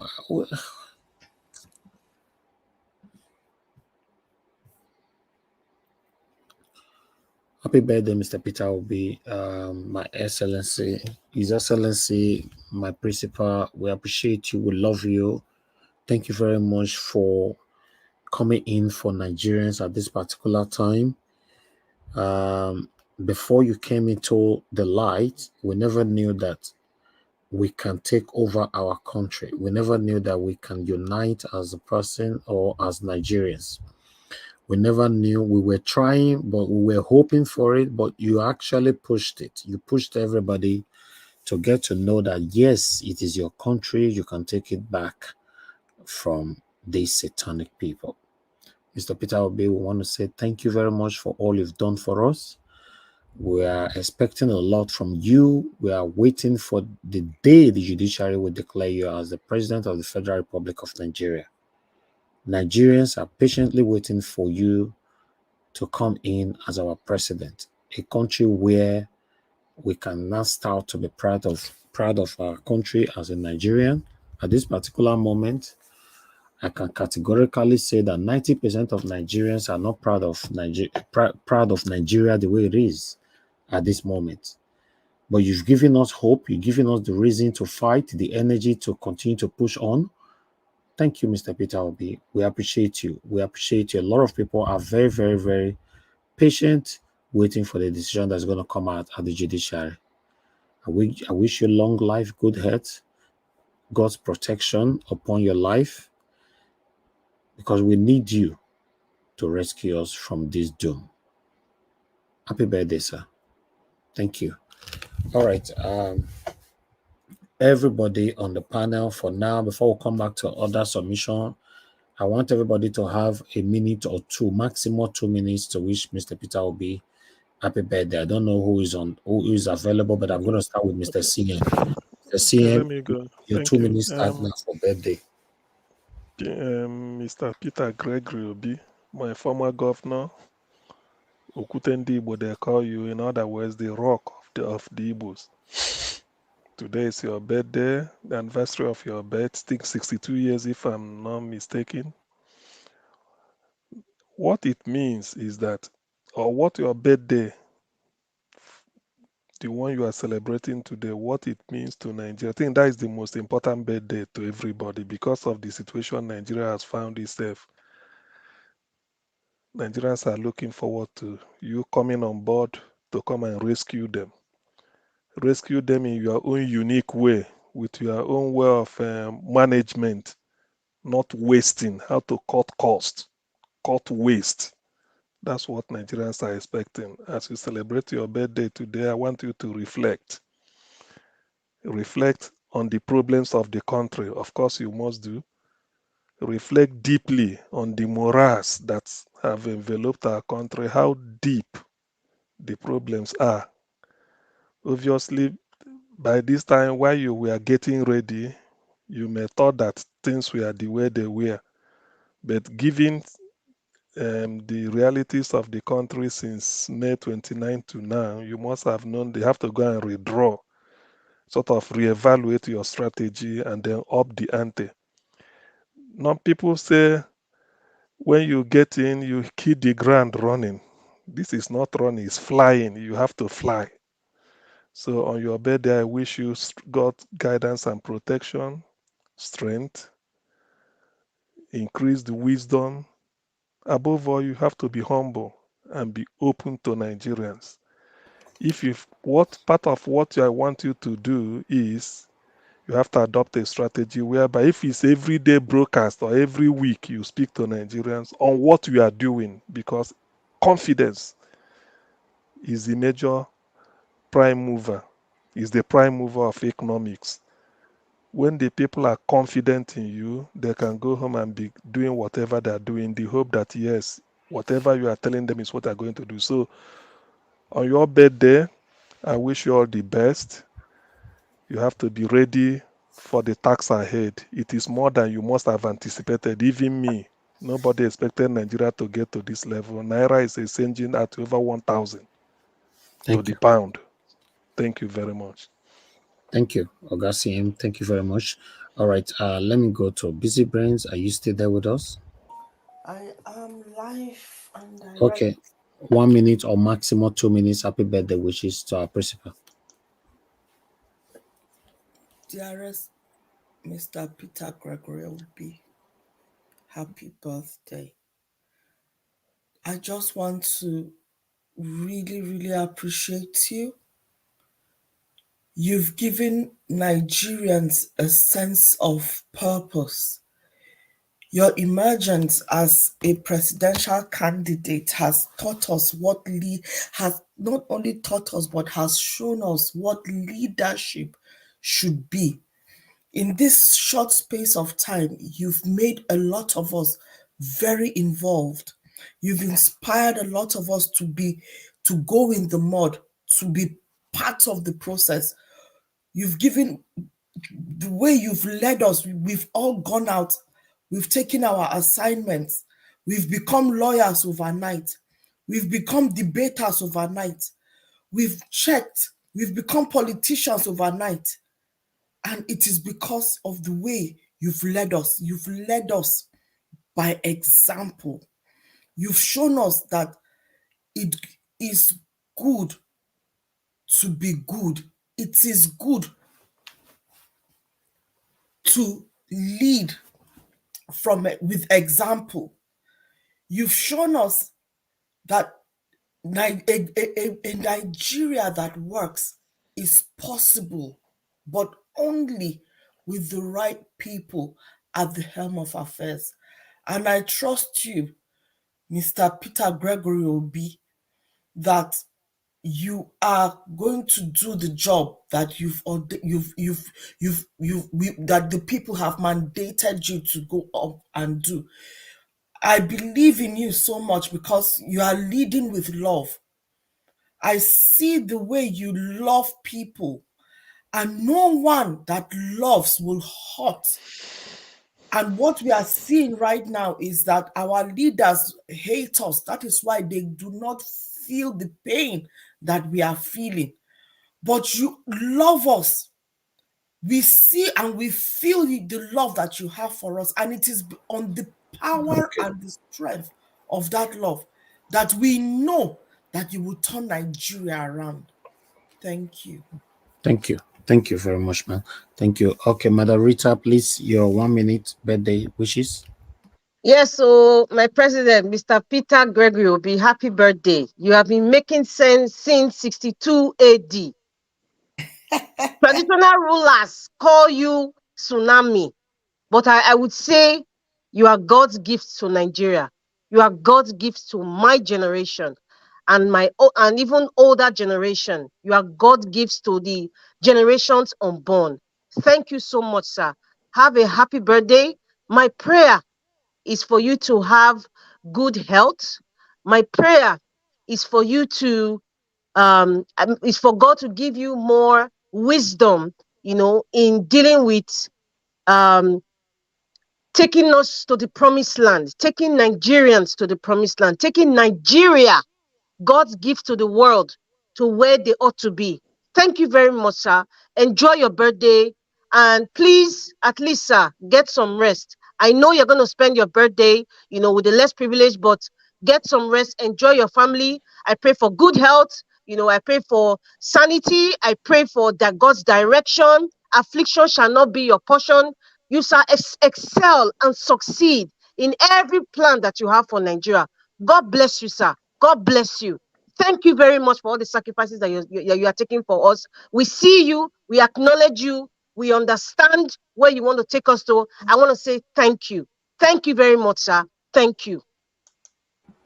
Thank you. Thank you very much, Mother Rita. All right, Mother Patricia, are you there? Okay, I'll move on to the next person. Let me come to Black Panther. Please go ahead with your birthday wishes, please. Hey, Okute, the great lion of Africa, the Roko that can never be followed, the man that was born on this day. And the salt came, it represented the sweetness. Okute, Mr. Peter Obi, you are the sweetness God has brought to take away every tears that has come into the eyes of an average Nigerian. God bless you as you take the step of greatness, looking forward to a great Nigeria. May God bless and order your steps. May God take you to where you want Nigeria to be. Indeed, your word that came to us, all Nigeria brought hope. You spoke to us. A new Nigeria is possible. Those words I know that did not come from ordinary. Those words came from your heart. The heart that God gave to you. A blessed and a good heart. May God continue to order your steps. May God continue to make the fire burn in you. May God continue to lift you in every way. Protect your family. As you go forward on this journey, the dream of our forefathers who fought for this revolution, the dream of our forefather who spoke word that moved the earth. They spoke this word that there will be a time the Nigerian nation, the sovereignty, shall be taken back from the hands of these wicked people. And today mark the day that a great man has come into our life who represents the salt of the earth. May God bless you. And I wish you a blessed and a prosperous birthday. Happy birthday, Okute, the Lion of Africa. Thank you. Thank you. Thank you very much. Tunaja, please go ahead. Your 1 minute. Yeah, happy birthday. And clearly you are not born today, but you were born sometime in the past. And thank goodness that we are all here for reasons that we don't know how we got here, but we mark these things because we want to mark the fact that we are grateful that you are around. And for me, birthdays are just to remind us that we are here for a purpose. And the purpose that we're here for is to make our experience here more pleasant than we've met it. And I see that you are doing your best to do the same for your people. and you are fighting and setting very good example for Nigerians, and it's something that I will encourage. And I hope that you put on more armor, because there is a lot of fight ahead. And because from what I see in our nation, you need a lot of perseverance, which I think you do have. That is why, partly why I support you. And be safe, and wish you long life. And because what else is there in this world other than to serve and make life better for the ones around you? And I think you do actually represent that. You do your best to help the people, and you do your best to set a good example for the current, the elders, and the generations to come. And I hope a lot of people learn from that. They really do need to learn to be like you, not just to support you, because that will make our nation, that would have saved our nation if more of us were like you. Thank you. Thank you. Thank you very much, to Nigeria. Okay, Oga Chris, are you there? I'm here. Okay, 1 minute, sir. Happy birthday, sir. Sir, you have changed the trajectory of politics in the country forever. And the first time that the people in power are accusing you, you that you are contesting, and the people that has all the military might, they are accusing you of rigging election. So, sir, that shows that you are just an uncommon politician. Sir, the hope of 220 million Nigerians and the whole of Africa rests on you. Even before even before you even won the election, you have already been used in Africa as the standard of what a true African politician should be. So I join every Nigerian to wish you happy birthday. In times of great uncertainty, true leaders like you emerge to provide a beacon of hope for the nation. Through your unwavering commitment and visionary approach, you have revitalized the spirit of our nation. You have instilled hope and optimism in the hearts of the people. Sir, your ability to empathize with the challenges faced by our citizens made you approachable, allowing you to connect deeply on a personal level with everyone in the nation.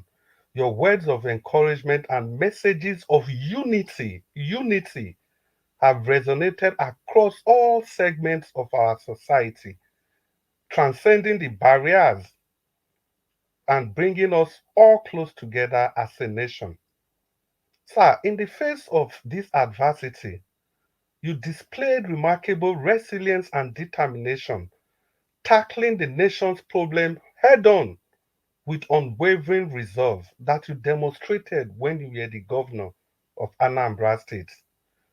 Your pragmatic approach to problem solving and strategic decision making has inspired confidence in our collective ability to overcome challenges.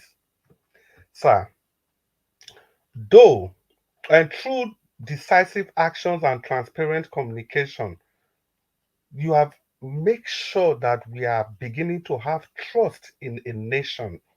A lot of people have lost hope in politics, but you have brought this hope back to the nation. Sir, we look towards you. The hope of the black race rests squarely on your shoulder. I want to use this opportunity to wish you a happy birthday and very many, many returns. Sir, it is clear that there is no way the history of Nigeria and Africa will be written without your name being written in pure gold. You have set the standard for politics in Africa. You have raised the bar above every expected level. You have ticked all the dots, you have crossed all the T's, and you've dotted all the I's. So I join the entire nation and every well meaning black man on this planet to wish you a most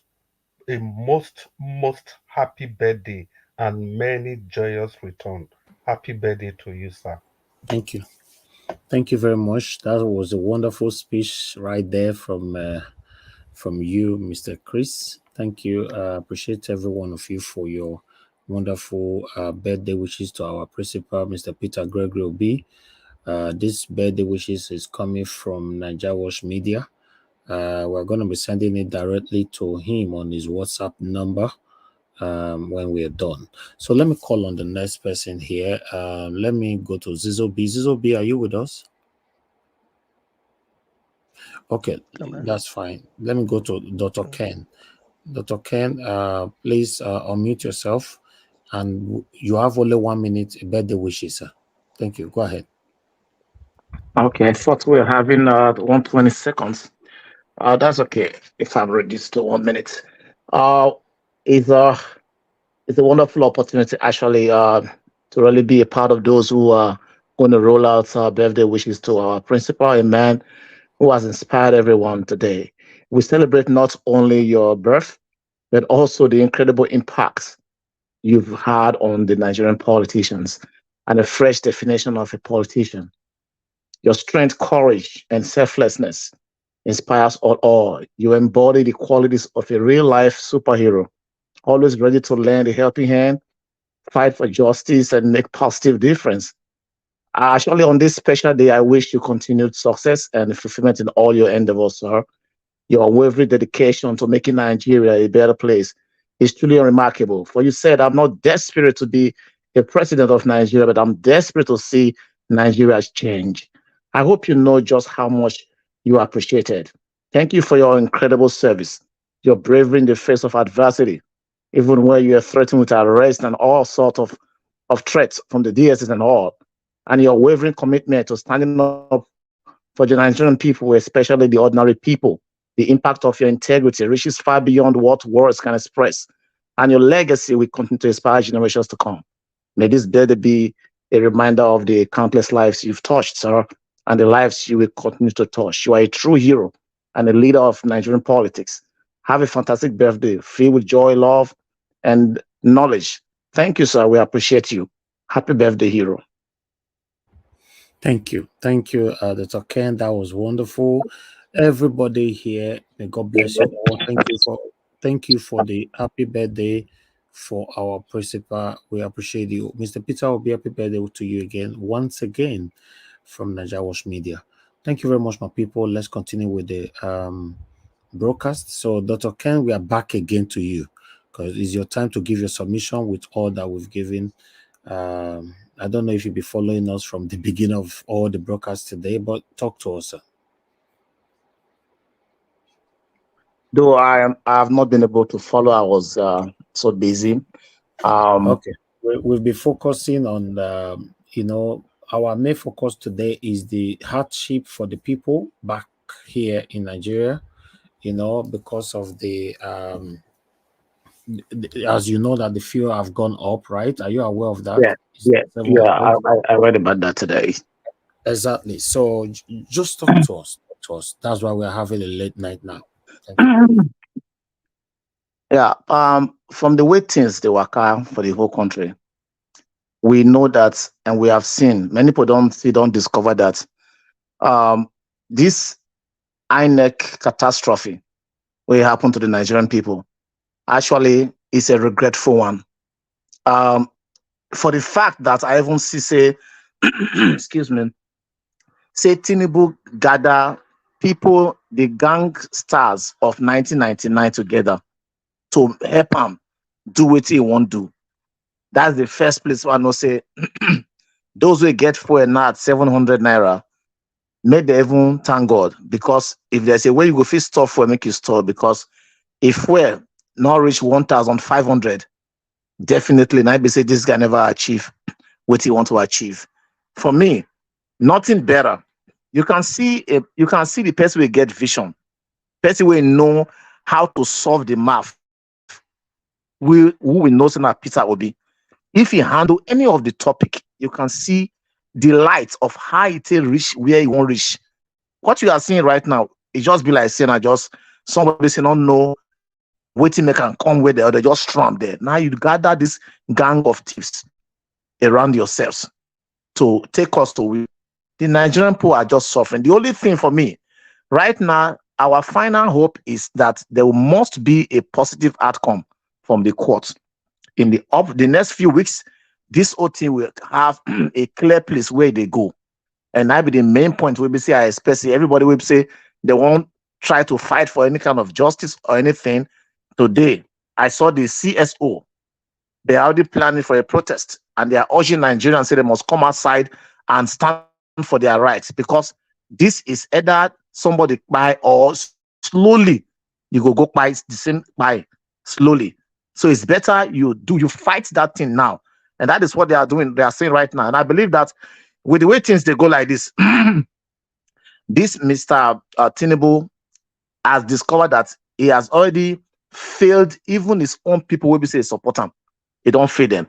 And concerning this how many billion naira where they want to give 12 million people, these things I have already started talking to my small corner here that 12 million people where they gather say they want to give. How you manage to know them? And many people don't even have it. But my personal IQ here is that these 12 million people now people will be say they're put together saying that Buhari hand over people to able to vote for them, to pay them back, say this is what they give them. And that 6 months they don't mark to do now 6 months will be say in case say they can't sneak enter any kind of mischievous or unreality, which they call rerun. It already paid them. So okay, I don't pay una, so we go do what you want to do. Why 12 million people? How you manage to get aggregates in at 12 million? Now they suffer. And that money where they carry now to give unto these people. It's a systematic way to do this thing. That is my own way I see this thing. My own point is that this is where I am beginning to look towards the direction. When Showore talk about revolution now, we are waiting for the court. Nigerian people, a man that is suffering, you don't have enough to convince him, because a hungry man is an angry man. And I'm looking forward to the next few months when the judiciary will come onto the center stage and make their decision. That is when they go see, say, Nigerians, they have the meaning of their own way of doing their thing. I will stop for you for the meantime, and in the next few minutes, if I have the chance again, I think I will come on. But this is what I have that is really triggering my heart concerning this situation at the point. Thank you very much, Dr. Ken. Thank you. Yes, on this section, anybody can interject. It's not a normal session; it's a session where I beg wear your shirt to I beg now live broadcast with this.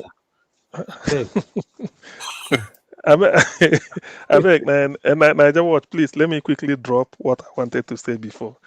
Regarding what I want to say generally about given the economic situation we are facing now, is that I'm convinced Tinubu has no economic plan. Borrowing money to share is never economics.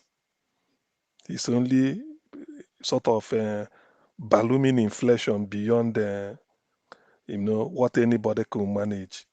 He has no economic plan. The pressing need, what people are shouting every day. In fact, a government exists to secure life and property. That is the meaning of government. Without securing life and property, there wouldn't be any government. On security, nothing. Economics, nothing. Economy, in terms of power, nothing. All you're talking is how to increase your salary. So that tells you that the man has got nothing to offer than what he said at Abiyokuta, Emi Loko, Yoruba Loko, Emi Loko. That's all. A serious government would have first of all addressed the nation on the security policy, where you are headed. At least, because sometimes governance is confidence. When you raise the confidence of the people, they will trust you. That will carry them from one night to the other. He hasn't done that. There's no defense policy, nothing at all. Economics, nothing. All he's just doing inflation, borrow money. Maybe after this, okay, within he has borrowed twice. He said 500 billion, is it billion to empower women, and this one to subsidy. Although these are rubbish. This is not economics. This is not what we expect. However, On the flip side, Peter Obi coming in, Peter Obi said something on Arise News, and we hold him to that. When they pressed him on this subsidy, he said yes. He said, but when you remove subsidy, where are you going to put it in? Let people know where so that they know. I expect you come in, you might say, okay, what I want to do is on this issue of power supply, let us improve it. Within the first 6-7 months, there will be a sharp increase, even if it's by 2,000 how many megawatts. But where will the money come from? Remember, Nigeria is borrowing.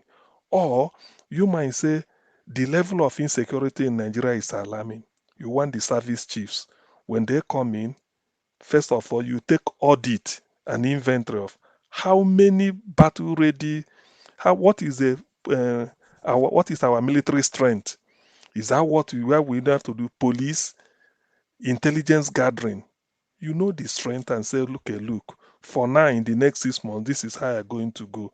Part of governance is ability to communicate with the people. It's not that you don't know what, you may be in your cocoon and be planning every day, you do what you like. No, there's a way you bring out what you want to do. Say for now till the next, by now November, you're expecting from now to this, because that is how you do it. If you can't measure it, you can't improve on it. Anything you cannot measure, you can't improve it. You must have a benchmark. You said, okay, I come in, this is what we met. I've taken an inventory. The service chief, we've changed them. Or if we haven't changed them, on the day you change them, you address the people, said you change them because of this. And for now, you want more of kinetics or less of kinetics, but intelligence gathering so that you can nip anything on the board. There's a way you address the people together with your defense. As you are talking, they will all be with you. That is part of it. Then on the issue of power, you will now say, okay, if you are removing subsidy, one, it's either they are putting the money to go, because subsidy happens because we're importing fuel. The only way you can stop importing fuel is you are now refining it in your own country. How do you refine it? You need a refinery. Are the refineries there? No. So what are you going to do? If you remove the subsidy, then people are paying higher. The money, the difference you get, what are you going to do? You said, okay, you are now going to put it in this refinery, or you said, okay, that one is going into electricity. And this is what you've changed that with in putting this type of money every month or every day thing, we'll be able to give you so megawatt. There is the way it's done. When you are doing this, people will now go home and say, okay, look at where this country is going to. Somebody might say, okay, let's see if the power improves. I might relocate my business by January next year. Somebody can do this. So this has shown clearly that the government is just vindictive. It doesn't know what to do. To be honest, all he wanted was just to answer the name. After all, during the debate, they see that is the mistake. We are talking about Peter Obi because of what we had him talking during the interview, even if it's not a debate. By the time he goes into channels, Okimbalo will interview him, Ruben Abatu and Tundu Abiola in those days, and then Rufai and they will grey him. He comes back, he goes to, so all this has given us an inkling into how the man thinks. But Tinubu, there was nothing to communicate at all. They were shielding him, using all manner of excuses. It's not compulsory. We'll be on the same podium with Atiku and Showore and all this and be talking. Now we are seeing it. There's nothing. Just remove, okay, look at the way this petrol will just continue going. NNPC will be doing their own. By the way, what of theft? A person should have by now. So in fact, let me not put it. He hasn't got any plan. So by is on the day that Peter Obi is celebrating his birthday, it is good for us to put it as a memo. Apart from the birthday wishes, we've all done that. If he's listening or whoever is listening, he should know that look, whatever plan he had before or whatever timeline, he should now go and evaluate it, because the situation is so dire and so severe. I don't think Nigeria, with this type of hardship, something must have to give within the next coming days or weeks. People can bear it. Therefore, something must have to be done. It's not that we don't borrow. Borrowing money is not a problem. I mean, it's not on its own, like Peter Obi said, it's not on its own a problem. You will say You are borrowing maybe House of Reps or House of Senate approve maybe 800 billion naira for me. I want to take the loan. Where are you putting it to? The whole 800 billion goes into power. Maybe you've sort of costed the power that it will cost you maybe 1 trillion or so. You say, but I need 800 billion first for us to me to put it there. And when you put it there, within some people will see a gap, then that money is going there because you feel by the time you put the money there, it will pay it back. Not that when you carry 800 billion, then you now start to say there's some group of nurses you want to increase their salary. It may be good, but your purpose of borrowing that money is not to increase salary. You are borrowing it to put it to power. So carry everything and dump it there. That is how you get. If it's security, carry everything, dump it there. So that when people are talking, say, this is where I put it, and I put it in the sense that we've costed it, and this is the return. We're expecting a return maybe in 2 months, 3 months, 1 year. That is what we want to see. We see transparency, and people will now know, so that even without you saying it, people can easily start auditing you and probing you. They said, okay, he said he put 800 billion there. So let us see. But the benchmark was maybe 2.5 megawatt. Now, where are we? What are we having? Oh, we are having 3.7. Oh, we are having 8.9. Then people can now know. That is what we expect. But from this government, the way they are going, nothing. All they are doing is just beating about the bush. Somebody has fulfilled his life ambition. I can now be called president, and then imagine having time to go and threaten tribunal. If he had a plan, by the time he's executing it, he could have changed people's mind. Even now, those that mistakenly voted for him are even regretting it. Those that voted for him willingly are even regretting it. So Nigeria is in a dire straits. And it hasn't been in this. This is a case of hopelessness. There is no way anybody can convince me otherwise. That from what I'm seeing within the past 1 month, uncoordinated policy, things are just like everything, throwing so many balls in the air. You are not catching anyone. People are just, Nigerians are in a state of hopelessness, given the fact that we know how bad things were. The naira, what is it? The issue of a new naira, old naira, nothing. It wasn't the situation, and then you coming in, it's like he went to sleep only to ask for money. And then, by the way, how can a responsible government come in and what the most important thing is for you to increase the salary, your own salary? I thought when you come in, you slash it. You will say, as part of our economic policy, we want to lead by example. First, as the president of the country, my salary should be slashed by 50%. I urge members of the parliament to reduce their own. That will also make people to realize that, yes, even those that are beating inflation, they will know that we are heading somewhere. It doesn't mean you can increase it in future when things improve. But when you do that, you are telling the people that, look, this austerity situation in government, you want to cut the cost of governance. Then you coming in and you are talking of buying SUV. Nobody buys a car. No human being, whether businessman, nobody can buy. Talking of buying a luxury, when you are owing your landlord, you are owing debts everywhere. You are talking of buying SUV. Nobody does that. Nobody. No, you can't tell me. How do you sleep at night when you are owing everywhere? Things are falling apart. And then you come in, all you do is to go and, not even from the profit, you went and borrowed money. From that money, you want to buy a car. Nobody, it's only a stupid man that borrows money to buy a car for luxury. Unless you are buying a bus, which you can use for transportation to earn money and you pay back. Not you go and borrow money from your friends because you want to ride a car. It's like borrowing money to go and buy food and eat. How are you going to pay it back? So this is an opportunity for, I think Peter Obi must have, he's not living in somewhere different from where the rest of the people are living. He should reflect deeply now and know that the next minute they call upon him to be sworn in, he will he will fly, not even running. He will just be flying immediately. First of all, I'm just looking at some of these information regarding the refinery. When you said something about all the signs are bad, and I was looking to give this government 100, that's 3 months to show us what their plans are. and the signs are not looking very good. For one, Dangote refinery was due to start, for refining oil in June, and we're in July. We've not had anything about that one. And from what I even gathered, the Port Harcourt refinery was due to have started the operation in early this year. Now the president is not even saying anything about it. It's like this will just give us platitudes and never really do anything. It's like, what is wrong with these people? What I'm saying is just based on the experience, the way I see government work in the Western world.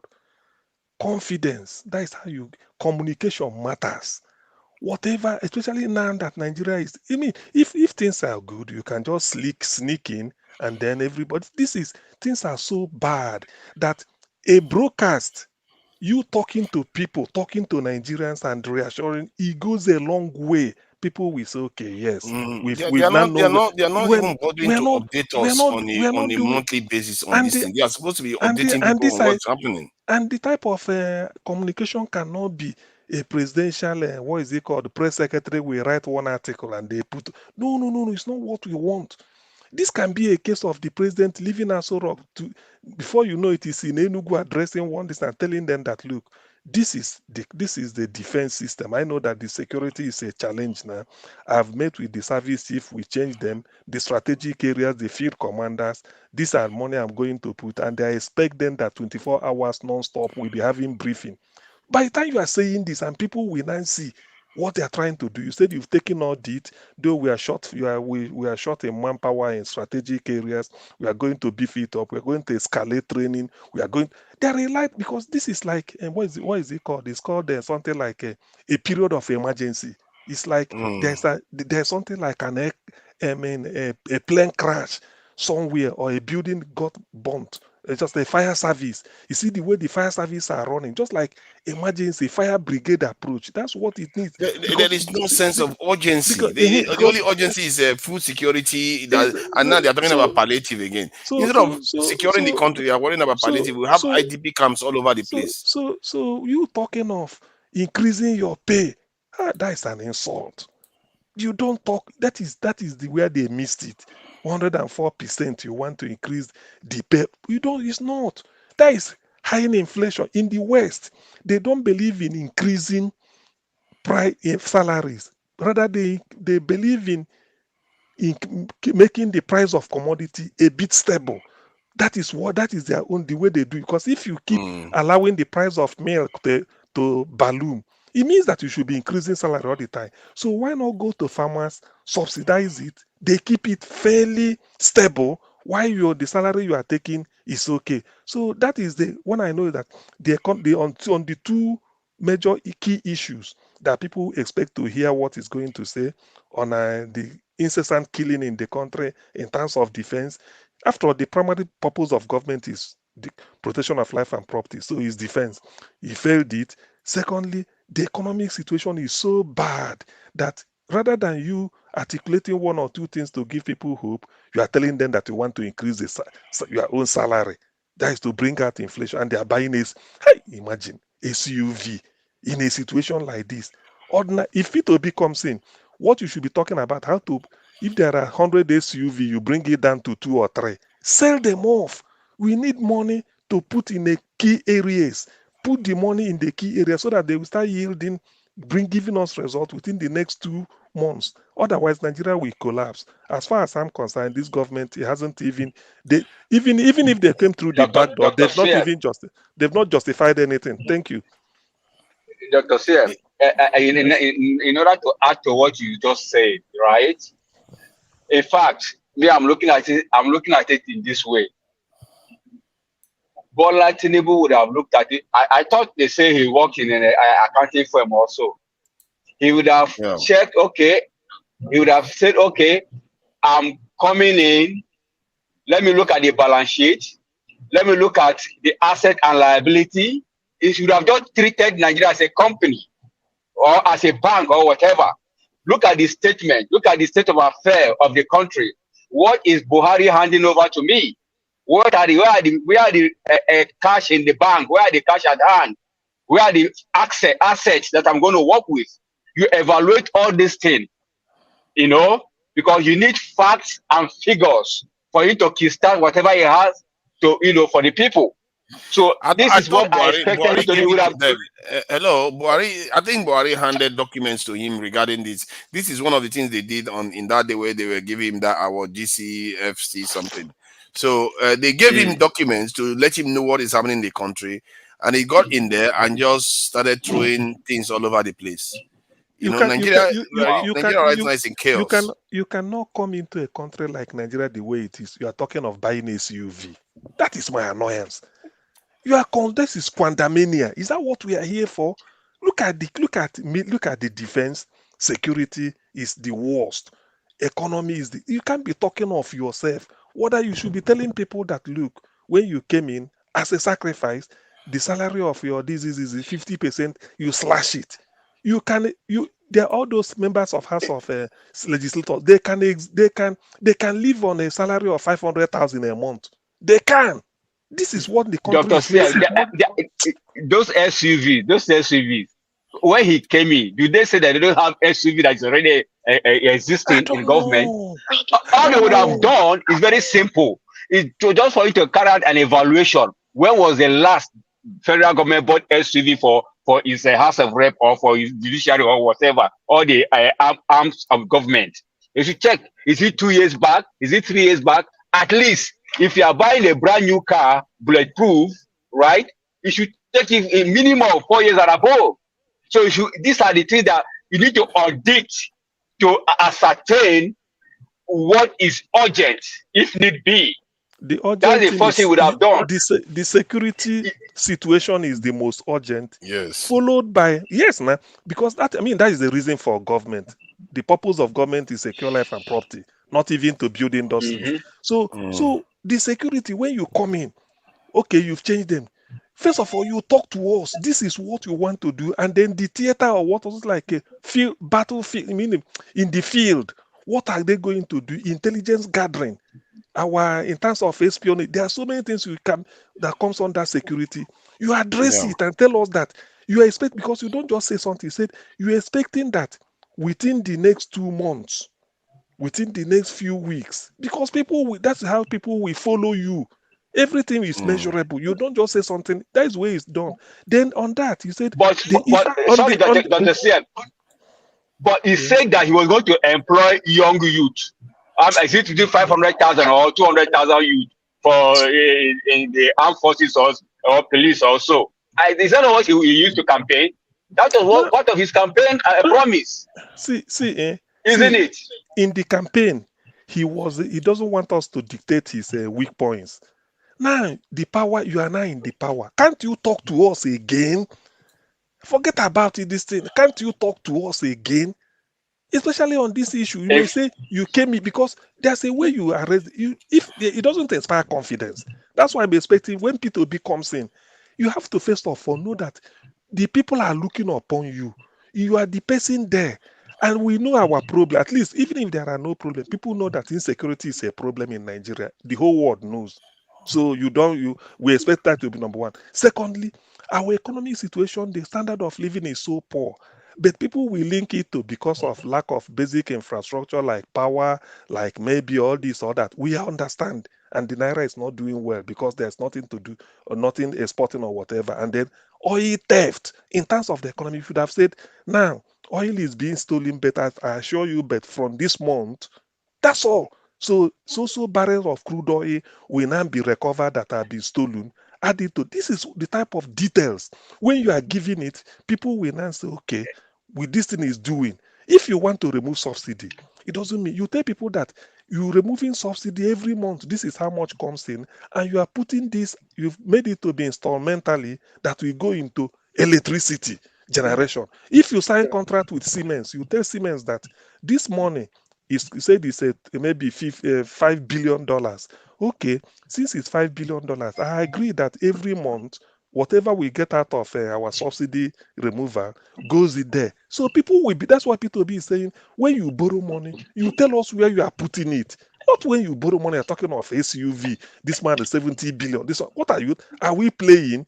And so look at Auguste, see, if Agbado man is, if really is a people's person, let me use that word, if really he has Nigerians at heart, the first thing he would have done as a president that is in to deliver the dividend of democracy, the first thing he would have done is to update the Nigerians. This is the state of affair I found this country. Now that Buhari has left, this is the state of affair in this sector. This is the state of affair in this health sector. It just give us update on what you made.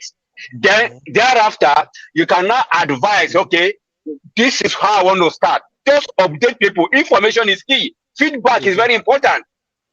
You know. See, why would I disturb on ourselves? Everybody waiting for panel about this Badoman.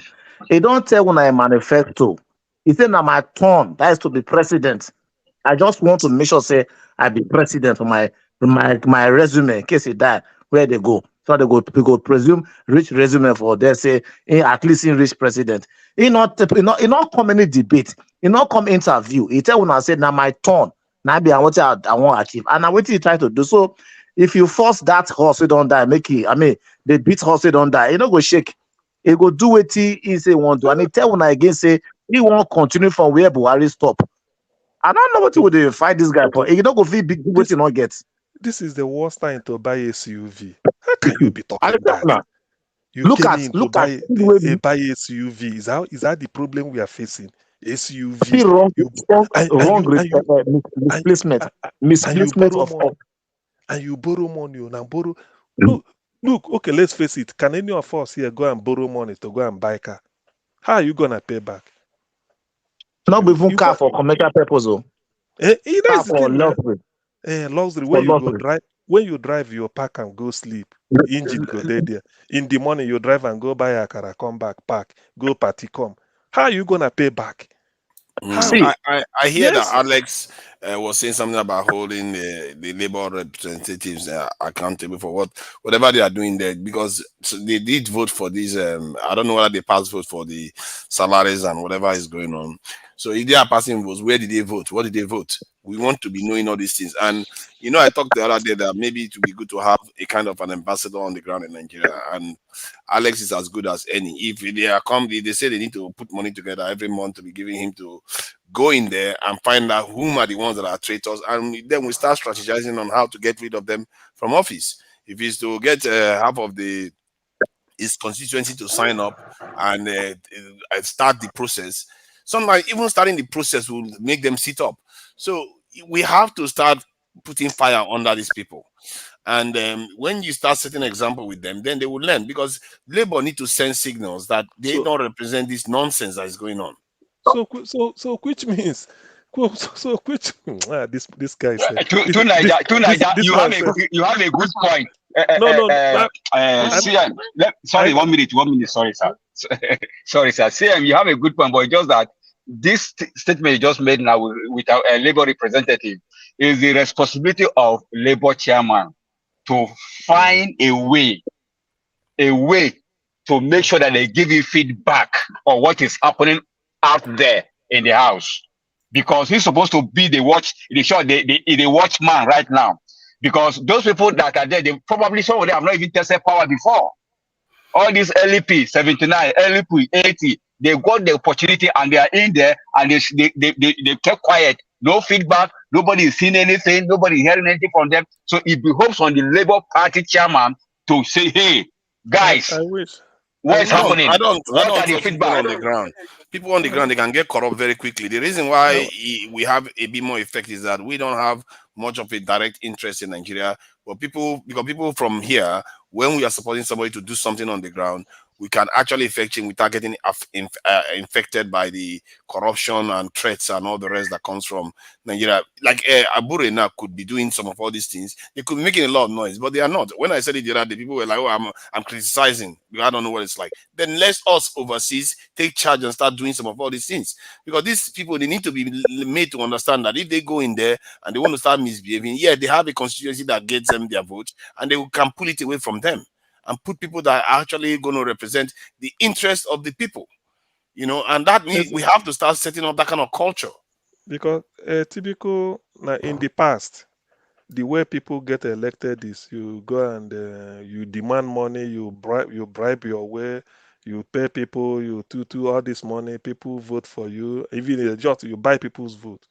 But in this case, anybody going under labor, we never ask you for shishi. In the hope that when you get in there, you will be the champion of the people and then raise issues that pertain to us. I'm surprised. What is why I say disappointment that they are talking of SUV and there's a Labour Party representative, either House of Reps or this, and you kept quiet. You didn't rise up to say no. That after all, the people that voted for you are poor people. They brought you here because they never charge you money. After all, Okada, I heard that somebody driving Okada either in Enugu or Kaduna got elected as a Labour Party. How much did the person spend? Nothing, even poster. So that is the reason why people left all the money bags and voted for you, which means when you go there, you don't have to keep quiet because we have to see you when there's like you are given a scholarship to go and study without paying school fees, which means people expect you when you go there, you should be able to perform. After all, you are not paying anything, it's not costing you. So on that is the that aspect of But it does not tell you something about Nigeria. This is one thing I've been warning repeatedly, that the issue with Nigeria is that one day they are honored like us. The moment they get into office, they start angling to enrich themselves because either through their own personal pressure or interest, or through family pressures. Because family will be telling them, oh, it's our turn. Local, time to me budget money. Let's start getting the money from the center. This is what leads them to this type of mistake. Because you can hear some of them come on TV and start praising Tinubu. Because why I'm disappointed about Labour Party candidates is that you can't say that you spend millions and billions to get elected. People didn't take money. People, yes, mostly people elected. They did. So what then? What justification have you not to champion their cause? In the past, people will say, after all, I paid them, I bribed my way through to get in, so nobody should be. But this one, nothing. So the pattern changed. It's like Peter Obi getting in now. He wouldn't tell you that he was busy bribing people. He said no shishi. Even people were printing poster, printing a T-shirt with their own money. Ordinarily, it should have been done by the candidate. So that is the disappointment I'm having with Labour, particularly Labour. I know APC can play the politics of the old and PDP, but Labour is a disappointment in that aspect. But overall, what this government has done so far. Can I come in here? Yes, you can. It's so disappointing. Thank you. See, thank you, Mr. CM. Thank you for giving me this little time to come in. There's one thing we have to note here is that we are running a system that was not agreed by us. We are running a system that was agreed by some oligarch and the military. And if we are going to make sure that the lawmakers are intact, we have to pave a strategic way to go about them. Because if you want to go through the constitution, whatever process, you might not be able to catch up with them because there are so many loopholes, my brother, in that constitution that is so annoying that we cannot even explain it. You see, there are so many factors I am looking at now, because if what I said earlier on this issue you guys are talking on, what my submission was that we need to know the mindset and the heart of and the procedure that chairman has or have agreed or have put forward in the LP legislators. We need to know the plan. Look, if we are talking about how we're going to call them in, call them out, the onus lies in the hands of the chairman, because the chairman is in charge of all the chairmen around the state, the local government, and the ward. I wish. He has a role. Are we holding them accountable? We are not holding them accountable now. We cannot hold them. See, we cannot get the trajectory now until we know what the chairman, when we ask him questions, and we know what he's saying, because he's the one that will direct us and will make us know the direction and the modus we are going to take against these people. Because one thing there is that there's one thing to say, oh, we want to recall them. And when you go through the process will hang you somewhere. But we need the chairman to tell us what is going on. When he tells us, we now know the direction the chairman, because the chairman is very important in recalling any legislator. Are you expecting chairman to tell you something different from what you No, observed? no. I want the chairman to come and tell us what plan they have agreed on and what kind of laws they are going to pursue in the National Assembly and how they are going to go about it. We got to know the mindset of these legislators. What is going on now is everybody just gambling like people that don't have parents. Yeah, but the mindset is that we need to know. I agree with you. We need to know the mindset, and it may be more efficient to go through the chairman. But right now, they are passing votes in the House of this.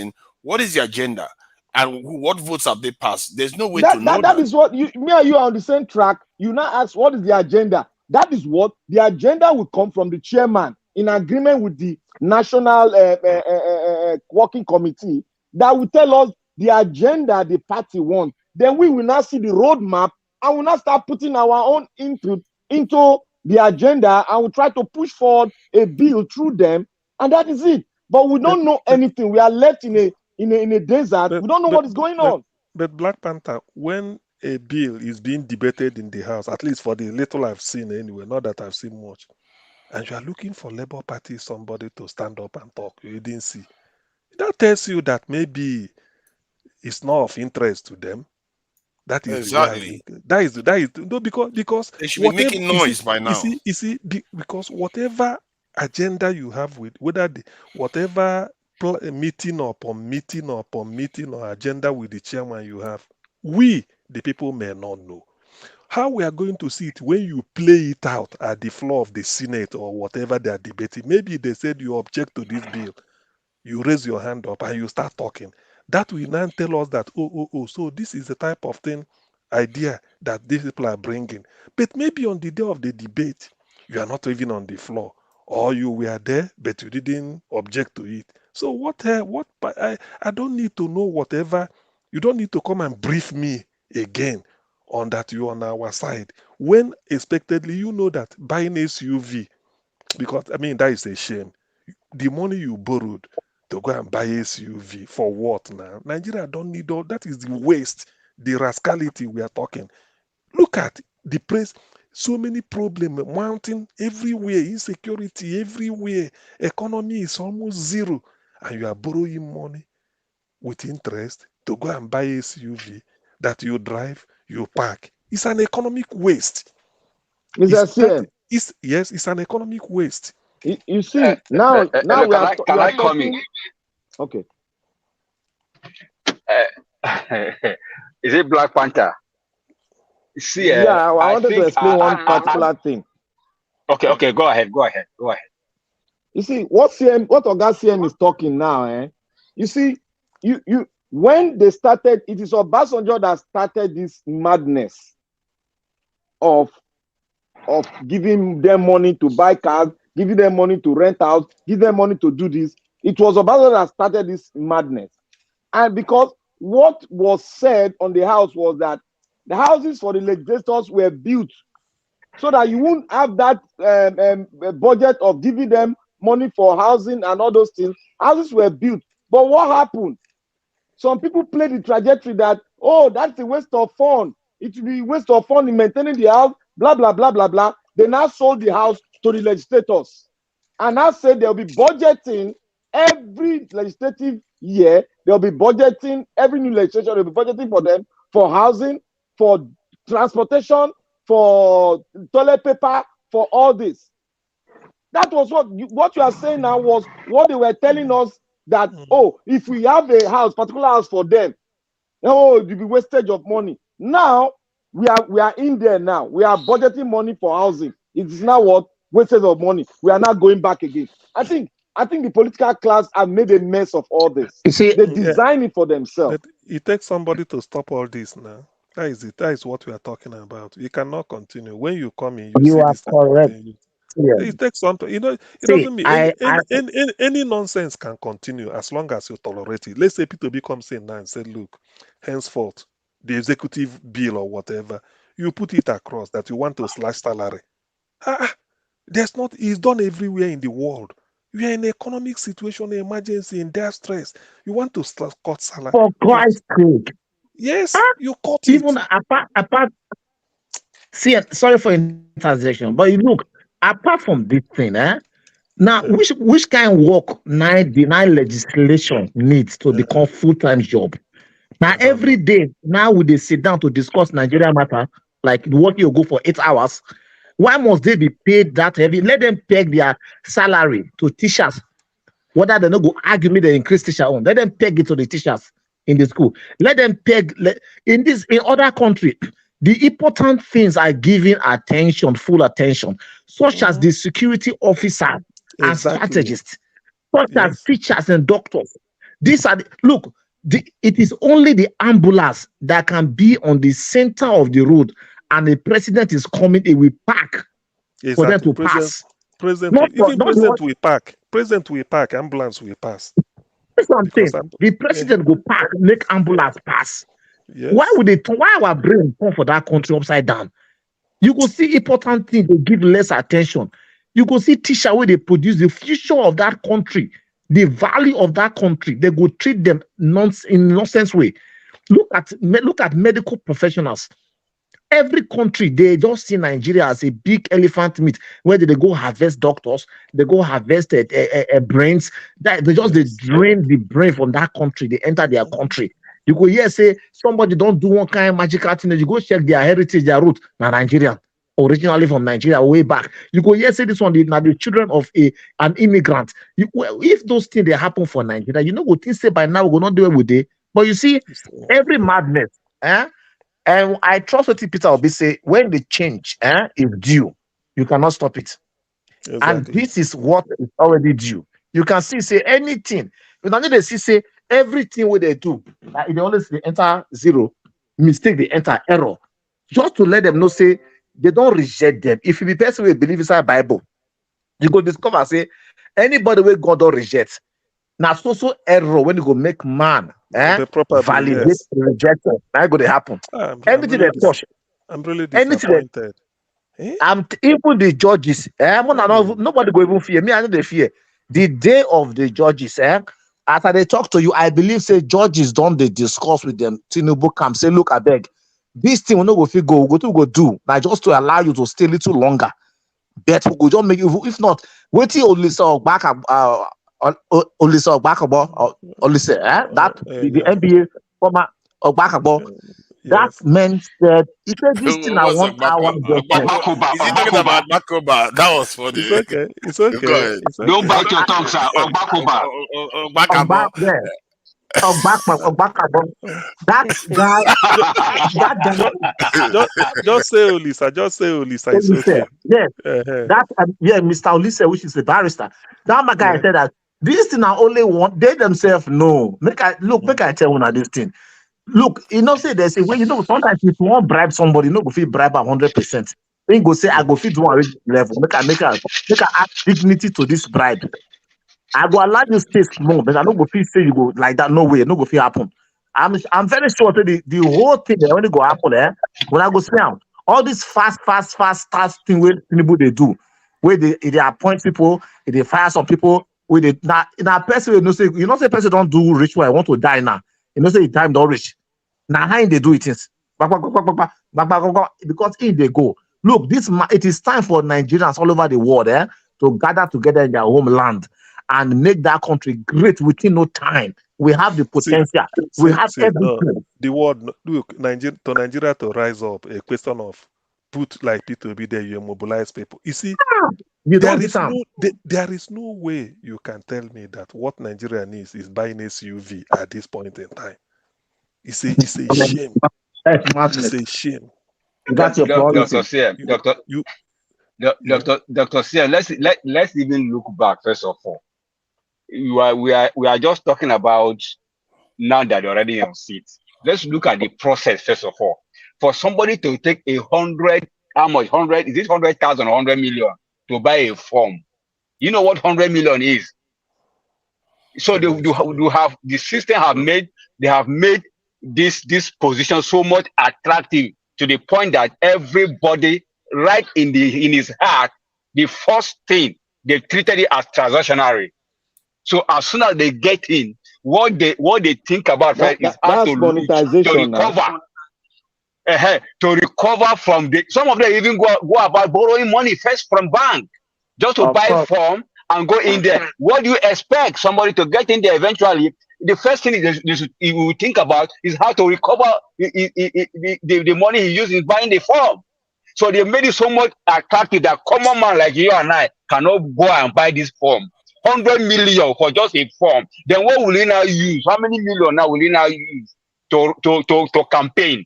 So you can see that the cost of the whole process is so high to the point that ordinary man cannot even think of becoming a politician because it's so much expensive. So it's only for the high and mighty. So that alone is a big major problem that should be cut down. And for our legislative, for me, it should be made part-time. Yes. Part-time when it's necessary. Part-time, they can come in, they should take it as a part-time job, and payment should be made based on every sitting. They should do as an allowance. Once you sit, every sitting you're being paid. Finish. No more fixing of going to waste time for 4 years to 8 years. What are they legislating? What new laws have they brought before? My brother, you see what we are talking about now is a constitutional issue. When we brought the constitutional issue to the round table, people will say, oh, we don't need it. We don't need it. Is this, is that. You see now, you see all this issue is right in the Constitutional Assembly conference we had.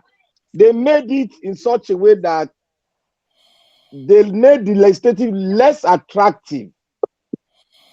But these people knows that if they made it less attractive, everything about politicking, they don't know anything. They are dumbhead. They don't know anything about ruling the leaders of a nation. They are all dumbhead. All they know is that they are going after the money. Nigeria is a company, is an industry for them.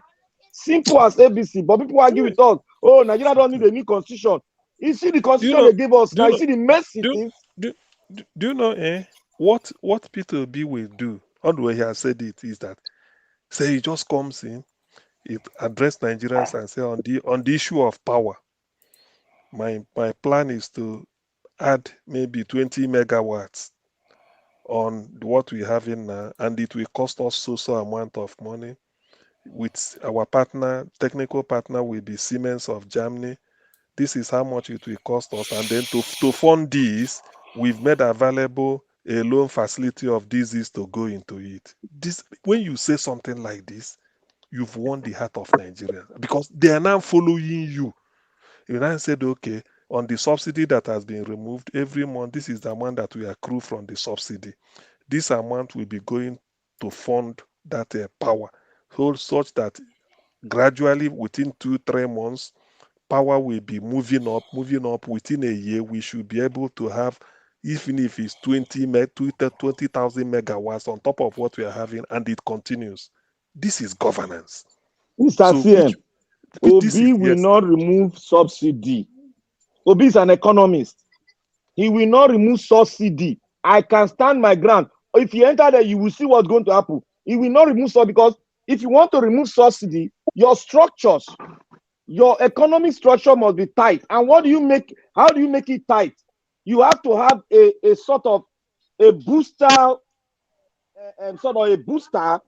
that will boost the economy to drive it to the latter. If you remove subsidy, there is no way you can drive the economic process to the latter, because one, the farmers need power, they need gas. Two, the industry need this thing cheap so that they can drive in a lot of people that will come be employed in there. If you remove the subsidy, you not create employment, then what is the need for the employment? Because their salary increase will be high and there'll be inflation. So we got to look at the other side of inflation when you remove subsidy. What are you removing it for? I think the trick is to remove subsidy and make the lives of the most affected people easier. No, it doesn't work that way. Go and read the economics. It doesn't work that way. Let me explain now. Maybe you're not understanding. See, the way I look at it is that if you like in terms of fuel usage now, we are not very efficient the way we are using fuel in Nigeria. You make it more efficient. There are various ways, like banning individual use, single-use generators in estates. We have a lot of estates in Nigeria, and make them in one individual use.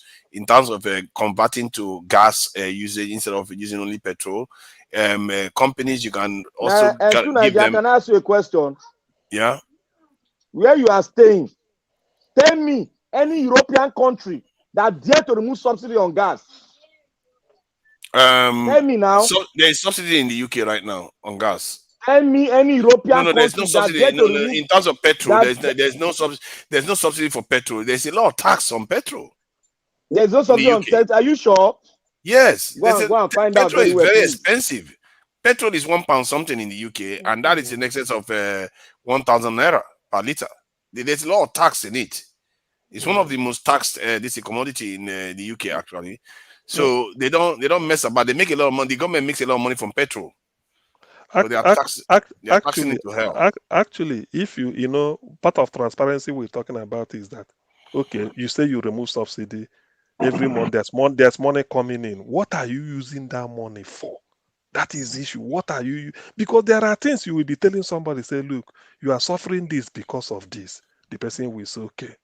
Because now Nigerians are crying for petrol price increase. But if they can visualize and say, okay, so which means though petrol has gone up, but power, because of the money is going into power, and according to them, this is how much Siemens charged, whether it is $5 billion or whatever, but this money is going into it gradually for the next 9 months or 10 months. You don't get it. You cannot remove subsidy in a mono economy. It can't work. No. Listen. Of course you cannot. But if you had like that, they've done it. There's a way you also reassured. Okay. Technically, let me just say this to Black Panther. Technically, you're not removing subsidy. You're just realigning it. Like I said, you can give the banks a loan guarantee so that the businesses can transition to solar energy. You are transforming the country and making it more efficient while also removing a lot of wastage in terms of paying it just for petrol for people to go and burn it in individual generators and waste a lot of resources. Okay, how does that reduce food prices of food to the commoner? That would, because the people that are manufacturing that will reduce it, because the people that are manufacturing that food, you can also make their costs a bit less. Like the tax that you tax drivers, you pull it away, and you also have them transition from petrol. How will it encourage? How will it encourage more industry and local manufacturer to come in? To do that, the security now, you invest in security and make sure the system is functional and people can feel safe to do business. Black Panther, remember, things should be incremental as they are going on. Whoever gives me a solution to any problem and tell me that today, tomorrow is solved, I don't usually believe it. But what people want is tell them that this is the way, and they will be seeing it. Let me remind you of Dr. Siem, sorry, just a minute. Let's also forget. It's like we're only focusing on one area. What's it called? Subsidy. Let's not also forget that one of our major problems in that country is cost of governance. Cost of governance is so high. If it can be cut down, I guarantee you there'll be a lot of money we can be able to realize within that cost of governance alone. And we're probably, like yes, that. Even if we may not even remove the subsidy, but we can still get the money from reducing the cost of governance. What of petrol oil theft? Supposing we stop oil theft today, tomorrow. Supposing we stop oil theft. The problem with subsidies is that when a company comes from overseas want to make money in Nigeria. Fracture. Oh, sorry. sorry, can you mute this in? So if you come from overseas and want to come and let's say start a power company in Nigeria, and if you want to charge people for the normal price for energy in Nigeria, because everything else is so cheap, you can't charge that price. And in other words, you are not going to see power companies from like the UK, from America, come to Nigeria to come and do business, because everything is so highly subsidized that.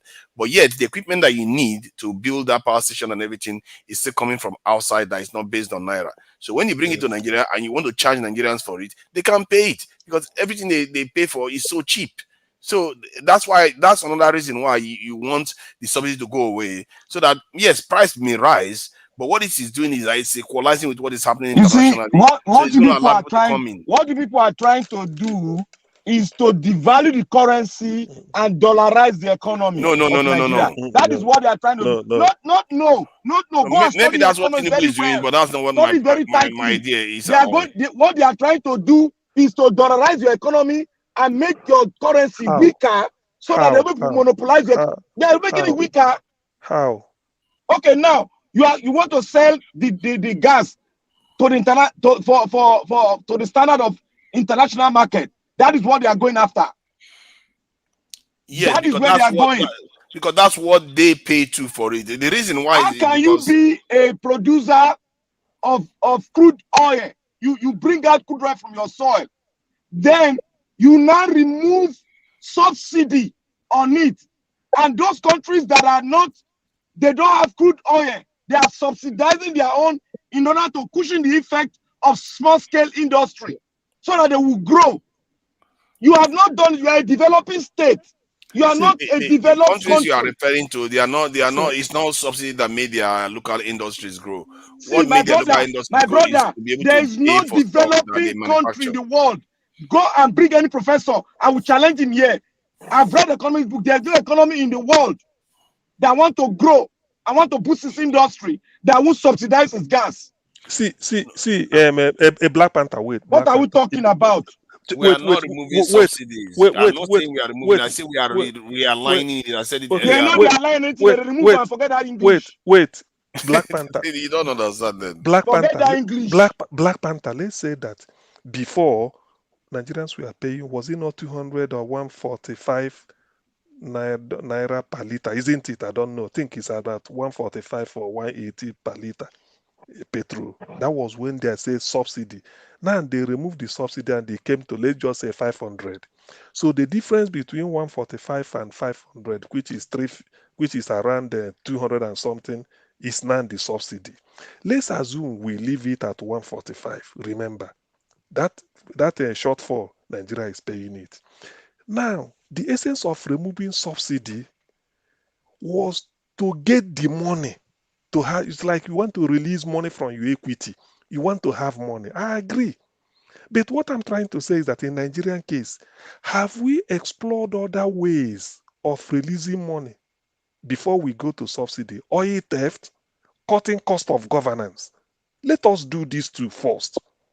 Do you understand? Let us do it. It doesn't mean we can cut, because when you stop oil theft, it means that even if it's 1 million barrel per day, it means that the whole 1 million barrel per day is being accounted for. We export it. Mr. CM, if it is what they told us. Hold on, please. If it is, I'm coming, because when we remove subsidy, it means you need money, because the money now you are no longer subsidizing. So the money you now use to subsidize is now your own. You are holding it.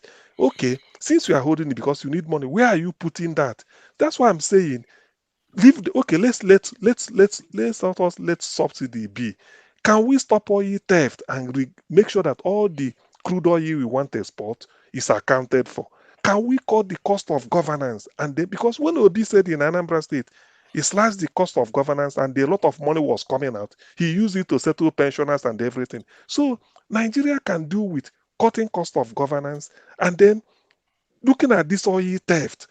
So when you see oil theft and you stop it, even if within 1 month it has stopped, we now know that if all the millions of barrels we are supposed to export, even if it's for $10, which is accounted for, we know how much is coming into it.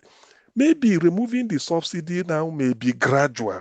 You might say from 145, let us make it to 175.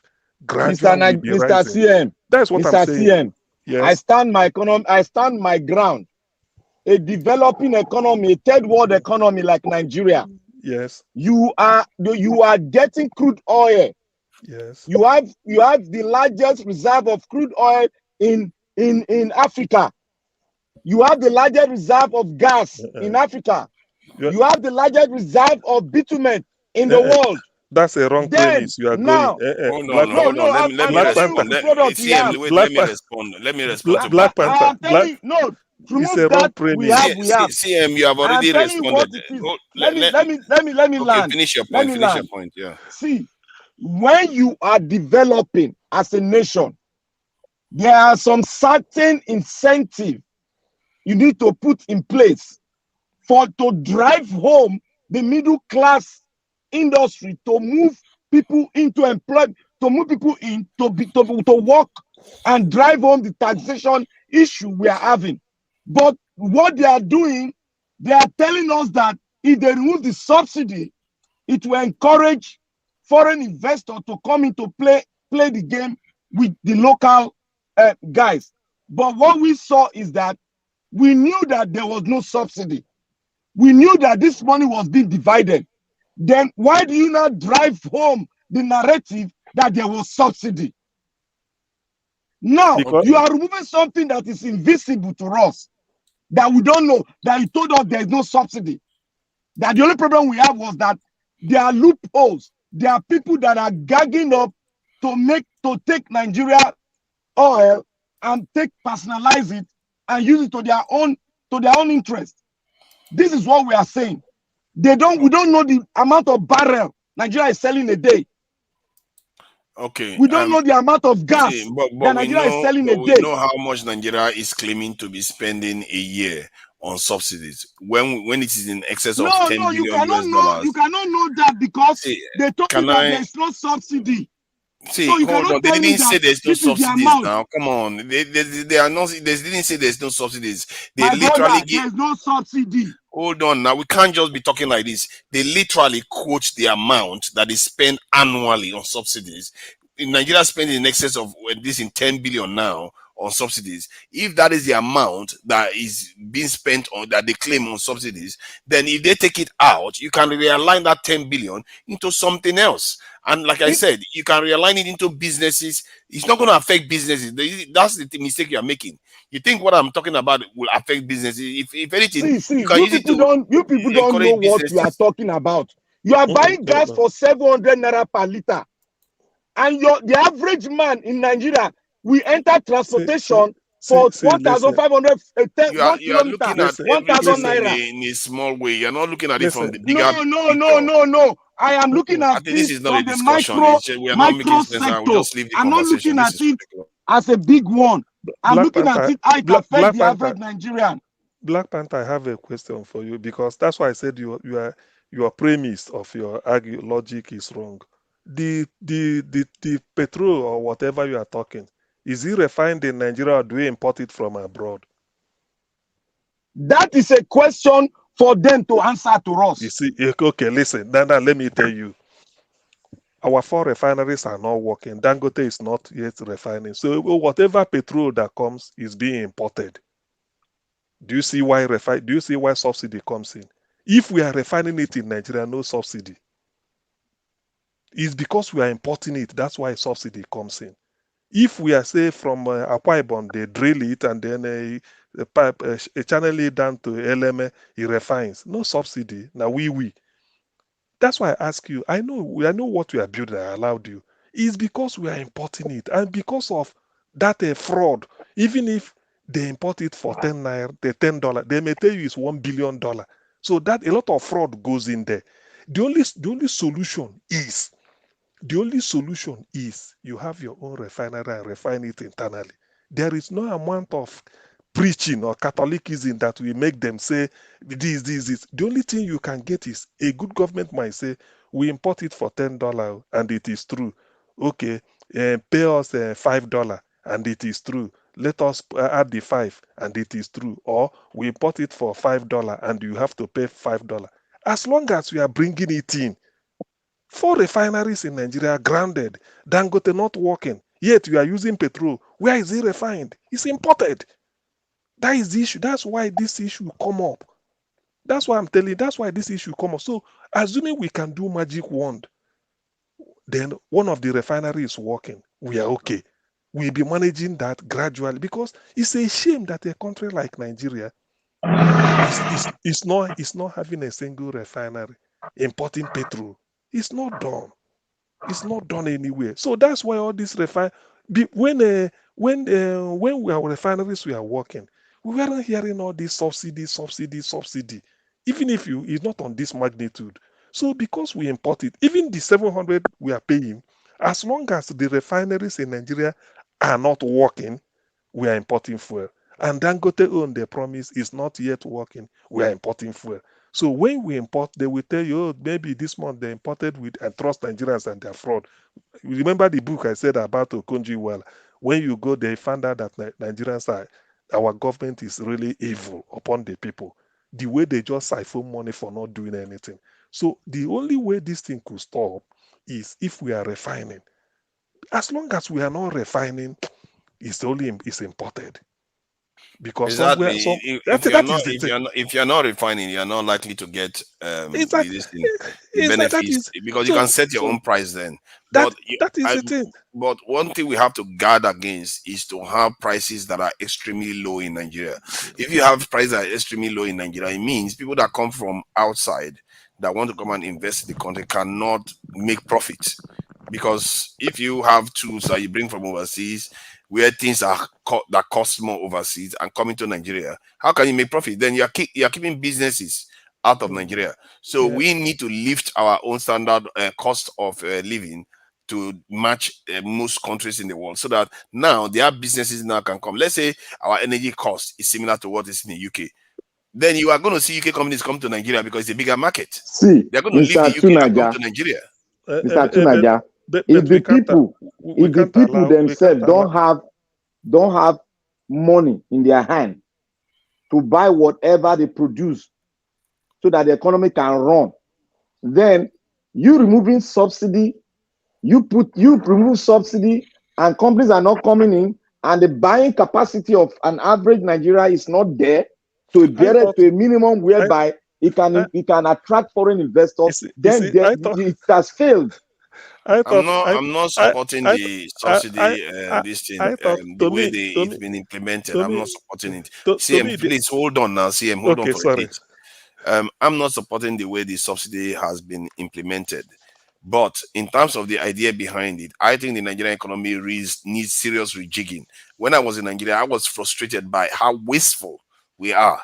The petrol we're burning in generators, we can't even harmonize our petrol generator use in estates. Why are individuals allowed to own individual generators? That's one of the ways you can make this more efficient.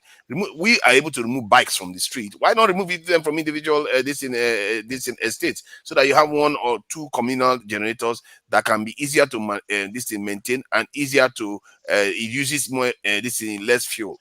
Then you do the same thing for the marketplaces. You can restructure the country, and you will be surprised the petrol usage will drop by 20%. Now that is savings again. It is removing costs from people. Taxes, you're going to use it to remove costs from people. There is a way you would do it that on balance, not much changes. Not much changes for the people if you restructure the way the country works. And that is something that we don't know. Here in the UK, they do that a lot. They will restructure the stuff, even if they don't increase your salary. Even if costs went up, they will find a way to do it so that the people will not get hit so hard. And that is something we are not doing. I'm not saying like remove subsidy and just leave the people empty. You can remove it, protect the area that needs to be protected, because the subsidy, remember, everybody's getting it. The rich with billionaires, the billionaires are getting it, the poor people are getting it. And so why that's not fair? That's not a fair tax. You're charging everybody. The rich shouldn't have to be getting subsidies. It should be the poor people that are getting it. So you target those ones, and businesses, you move them away from using petrol. Petrol is expensive. Over time, solar is going to save them money. If they have any other form of renewable like hydro or wind, you fund them to go in that direction, so that it will save the country a lot of money, and you look for a way to save this business tax. Then what you are going to do then, you are going to plug the suffering of the people, one, And then you are still going to have companies from overseas, even Nigerians coming from overseas, to be able to come to Nigeria and invest. Obviously, you need to fix security for that to happen. So, say Black Panther, don't see it from the point of view that we are removing subsidy and we are disadvantaging the Nigerian space. As a matter of fact, if I had $2 billion to invest in Nigeria out of the 10 billion that they are going to save from subsidies, I can open more than 200 to 300 distinct manufacturing companies in Nigeria in a year. You're going to have jobs and you're going to have real quality engineering manufacturing in Nigeria. So why are they not doing that? So you can create industries because there are companies, they are online, they are selling them. There are companies that they want to sell from overseas. These are companies that are operating in an advanced economy that knows they have the logistics, that know where to source products and everything. They haven't, some of them even have intellectual property rights. Buy it all. And then you know what you can do? You don't even have to bring all the entire company to Nigeria. So the company will be running overseas, any foreign exchange for you, and you transfer the money over here, transfer the expertise to Nigeria, and open another branch in Nigeria so that they can start manufacturing in Nigeria. It's like no brainer. There are too many ways to magnify the interest that can come from the money that you take out from subsidies. But these our leaders, they just do these things and they're not telling us anything. They just say, oh, they're going to double the money they're going to send to state allocation. What is the use of that? You double the money you send to the state, it's just more money for the governors to steal. What are they going to do with the money? You know, I see the way he's using the money so far. I'm not very happy with it. I'm not confident that anything's going to come out of it. You see what you just said now is very unique and a good analogy, and you made a very positive impact. You see, whenever you do something in Nigeria, you create one room where the other room will collect and move forward so that you can drive the economy, and you don't have a solid laws that can be implemented to hold people down and accountable for things. You see, what you've just analyzed now, you are opening SPV for people, ordinary people like you and I, that will go there, they will sabotage it and take more money because there is nobody held responsible for anything that happened in that country. That's the problem.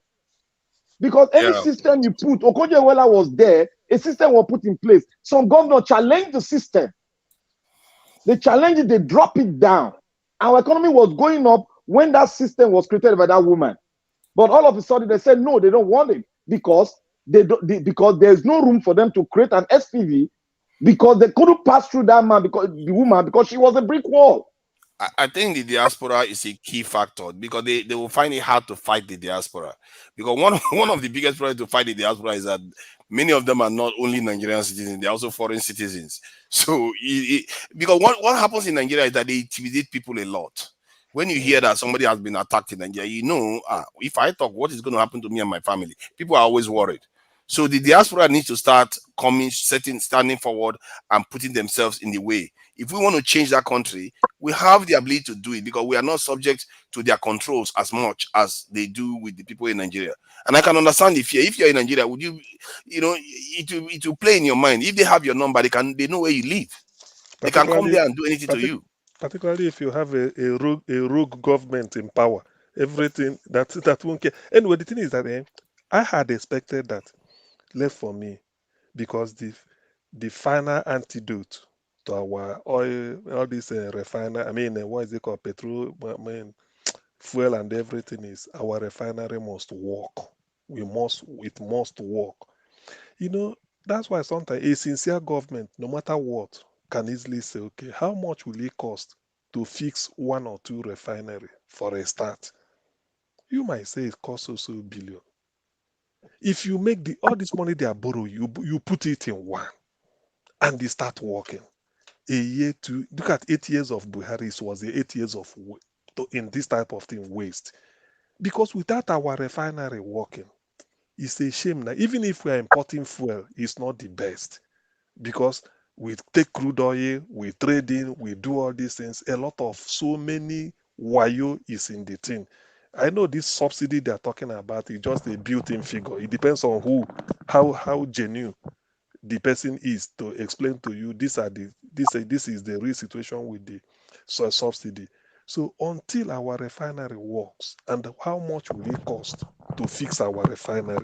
We have 4 grounded. Even if it's 1 that we were able to fix, let that one be Why are they not serving us even? well. Why are they not even giving us monthly updates on what is happening with the rebel? What is all this That's it. pengasing? What are they all doing? They should I be don't harassing know. them to be giving us updates regularly on what is going on with that refinery. All Not this only that, darkness that we don't know anything that is going on. that is the That's thing how they now. steal and kill our That is the thing. industries. That is the thing. So See, what about the state governors? Why are they not building modular refineries? Look at I Akwa think Ibom that State. there's some of them that have been built already. I saw someone on TV the other day saying they built some. I think it's that the government haven't given them supply of crude oil. They are trying to get access to crude oil, and the government is moving too slowly. Moving too slow. That is the thing. So the thing is that I mean we all know we all have to agree that because of that corruption and the interest to make this SPV, this oil subsidy, oil business, most people are making billion kill from it. So all these procedure, they know what to do. They know, even if at our level we are analyzing it and it's quite simple. The refinery is not working, you make the refinery work, then no more importation. It's as simple as, I mean, how can we be importing? We import what do we import from abroad? Maybe we import finished products from abroad, and we are importing petrol. It's a shame now. We are not supposed to be importing fuel. We have to put our refinery in order for domestic, even if for anything, for domestic consumption. For domestic consumption, it should be in order. Then we'll be doing it so that we don't end up bringing petrol, I mean, using dollar to go and buy finished product and bring it in and then start to sell and then start to fix price. No, it shouldn't be. So that's why in the oil business, a lot need to go into it. That's why I'm saying if we sort of streamline it, know exactly what is happening. I mean, Nigeria has no business even borrowing money the way we are doing it. When you borrow money, you share, you increase price, you increase your salary by 114%, then you borrow money to fund it. What sort of economics is that? You are putting us into deeper problem. We don't produce anything, we don't export except crude oil. Even crude oil we export and we import petrol, nothing. Nigeria is ravaged. Nowhere is secure. There is small thing that Nigerians in Nigeria could have done business. Okay, look at agriculture. People are saying that this food scarcity or cost of food stuff is because of the fact that farmers couldn't farm, maybe insecurity, or the little they did because of flooding. So a lot of things are affecting. A sincere leader should come up, and then first of all, I keep saying it, communication. Whatever, let it be that you talk to, just explain to people whatever you are doing so that people will buy into it and they know where to be patient and then where to criticize, and as I criticizing you, take it back. That is government. But everything is done in secrecy. You don't know what is going on. All you hear is that maybe they borrow money. You don't know why they borrow the money, just to increase, and they increase salary for what? So a governor, See, when it comes to, yes, they should be able do to, you know the open up. We see need sorry transparency in see government. Yes.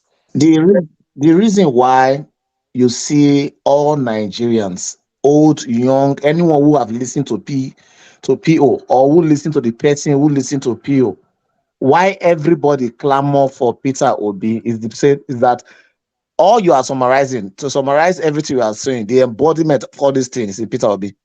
Everything you are saying, and that is his own way of governance. Somebody who is so common to the commoners. Somebody who sees himself as somebody who is nobody. Somebody who you can talk to directly. Somebody who is not just promising you. The person they promise you, saying I just to promise you. He don't practice out for 8 years. Now how he do it on. He don't leave government. They go take one pension or godfatherism pot, or they do federal government, it can't enter Senate, from there, can't enter this thing. Look, the day Peter will be enter, you will see when they say resignation, you never see resignation for Nigeria before politics. Watch. You go see people they resign, say I resign, because they don't say somebody they come at them. So they want honorable discharge, they could just resign. I You know go they are see. in, I know they are in court too, but with the way Labour Party is behaving right now, they are a little bit unruly. The ones that are in office, I don't know. I think the last time I heard Which one? about the OT of Abia, he seems to be doing okay. The last time I heard about him, but the ones in the House of Assembly and Senate, The, I Oh, don't know. the I disappointment expect so far. most of them. Most of them, they are not experienced. Let me tell you, most of them experience. You don't need experience not to be corrupt. Oh. Apart from they are not, they are not. See, my brother, you don't need experience to raise your hand in the house and say, look, this is not what Nigerians want. I know. I mean, you have to be. Just imagine that. What would be that one when the say was president? Tinubu say, never knew that this guy is so intelligent, this and that. Then later on, he come back when he went on that fire. Then he called and apologized. Say, no, you can see people be say they never know what it means to say to go fight a cause somewhere. They're not. That's why I say they are inexperienced. Not about saying governance. How to go fight a cause. Labour Party. He was looking for favor. I can tell you that. I know. That's what they are all looking for. You know what he do. How can you say? You know what they do? He look for favor. What that guy never read that. Look, my prayer be say, Peter Obi. Peter Obi enter. Peter Obi is like a lion. It's like an old lion who know the terrain of the whole forest. And now every animal submit to him, but they quiet like say he don't know anything. We will never know. For me, I believe say waiting we don't hear about Peter Obi. Maybe that House of Assembly member knows that Peter Obi exists, and yet he went and said what he said. I say he's looking that for is very favor. concerning. He's looking, of course, now. Of course, well, he's looking. When maybe he looked around, probably he must have gone back door. They talk. They say, okay, go and they talk to the people. Let's see, just like to pass the public interest test. They now come there and they yarn nonsense to know whether the guy might not be experienced. That is I know I feel experience.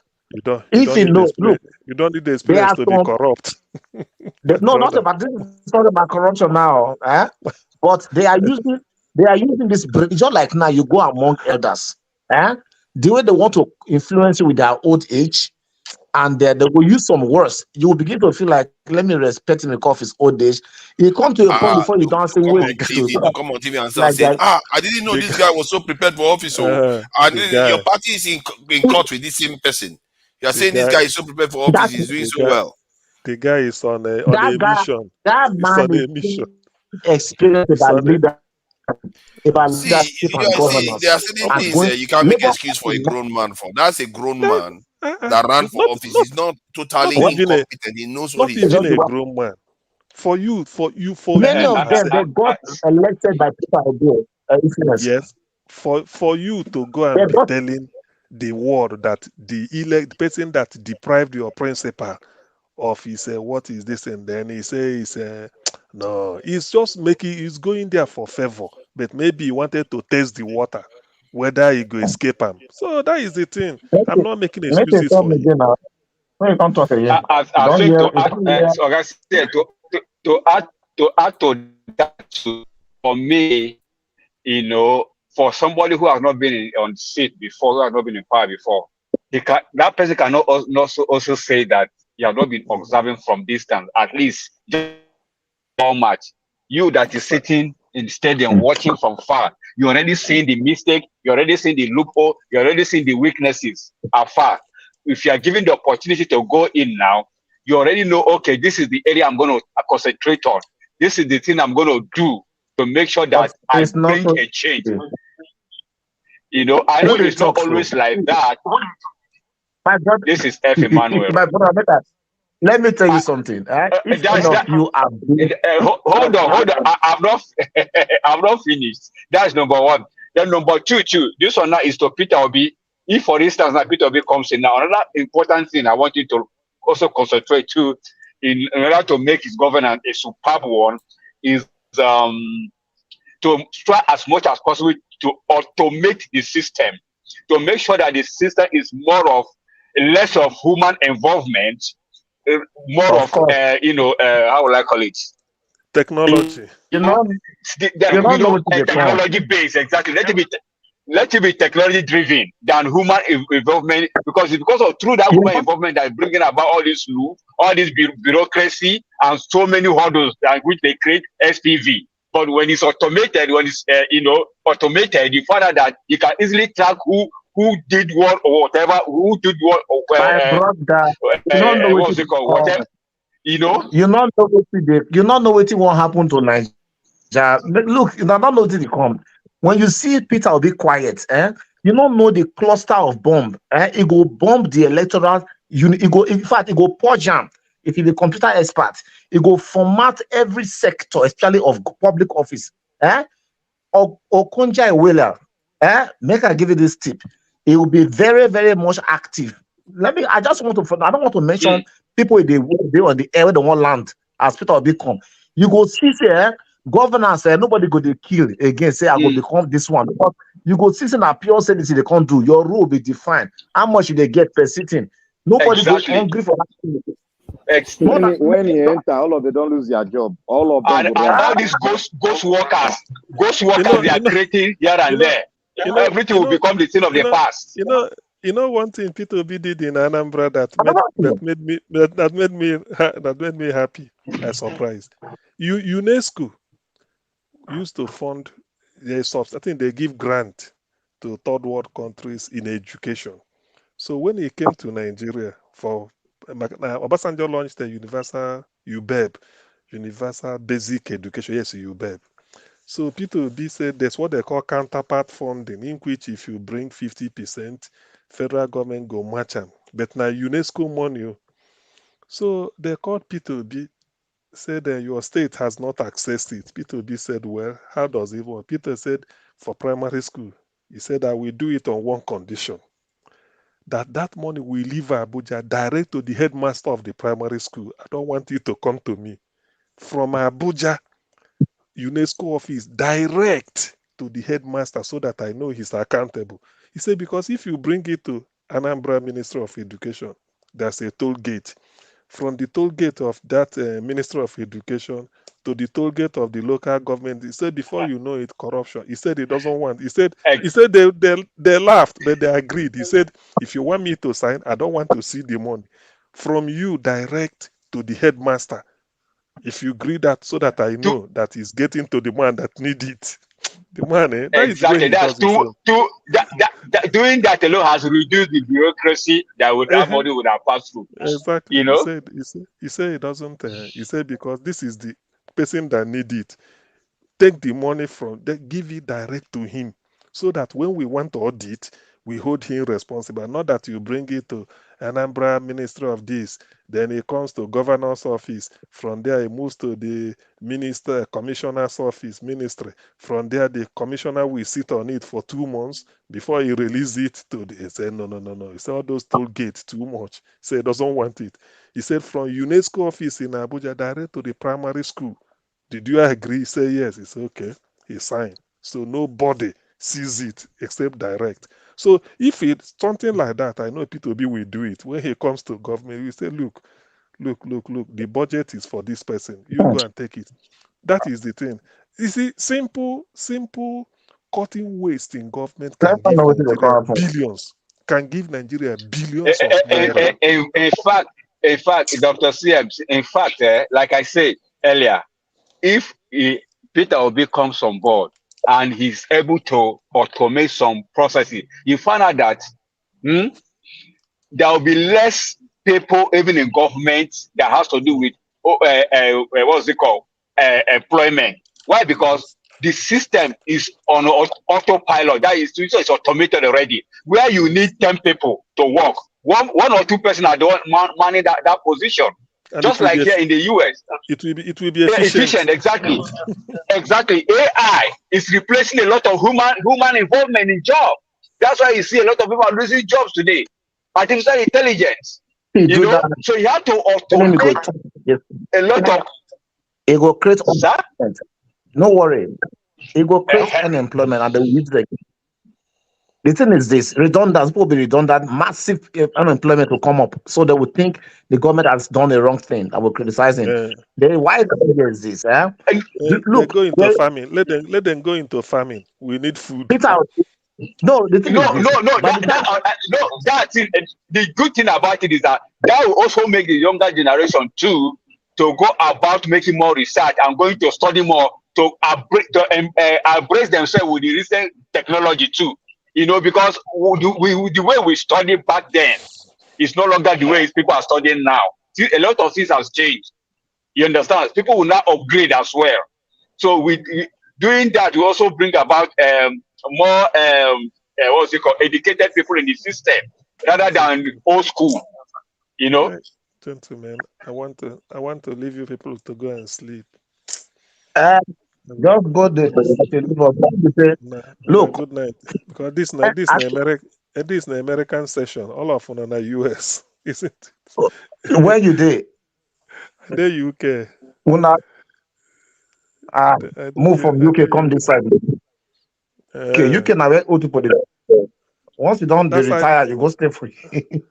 That's UK and Nigeria. UK and Nigeria not be the same thing. What's the difference? Now what for you? On the mother. Not be the same time zone. Not be the same time zone. But when I go elect Trump, America, on I heard the correct when they elect person like Trump as president. No, you see, as you mentioned that in the CN, make I tell you one thing. You see that this system when America don't build for you, for any human to fight them, they hard. Even though you bring what it be named, you bring even one small 16 years person or 29 years, may come a president. We be say you know go fit change them. You could just have to do your best within the system. Not be where Buhari go break law. There is no special law enforcement system that will go after him because why? When new president enter, he go put the influence over the army chief, appoint new person, appoint. You go tell you before you appoint, I say, look, at the time you go there, nobody can command me or to come they tell me say you want to come look into my case as EFCC. You hear me? You go say yes, sir. Yeah, yeah. Then I put you there. So you are loyal to him, not to the system. You feel say next year Trump no go contest. Can you? I think I done the hear and say then go clear him again. Then go contest. No, people say there will be nothing to hold him. Everything an allegation. He has not been convicted. Nothing. So he's still a free man like you. He will contest until there's a conviction before he can step out. But right now, he's going ahead and he has more than 65% right now as we talk to win. Yeah, really. More than 65%. It is, look, you cannot, if you don't stop that guy by that conviction on time, he will win the election because Biden is not a strong candidate for him to contest against him. No, look at even his age, look at the other they fall. See what they talk, dementia. I beg, you know, go feel me. Trump, they talk like say now be the lion, and everybody listen to them. But they say Trump created more job in America. Is it true? When I were there. In terms of job. Where the American people are they by their border side? The thing they say with the year from corner, the other day they come our country here. Trump created some jobs. But the thing that made Trump stand out is that Trump is always a man who does what he says. So if he ever promises during campaign, trust it, he's going to do it.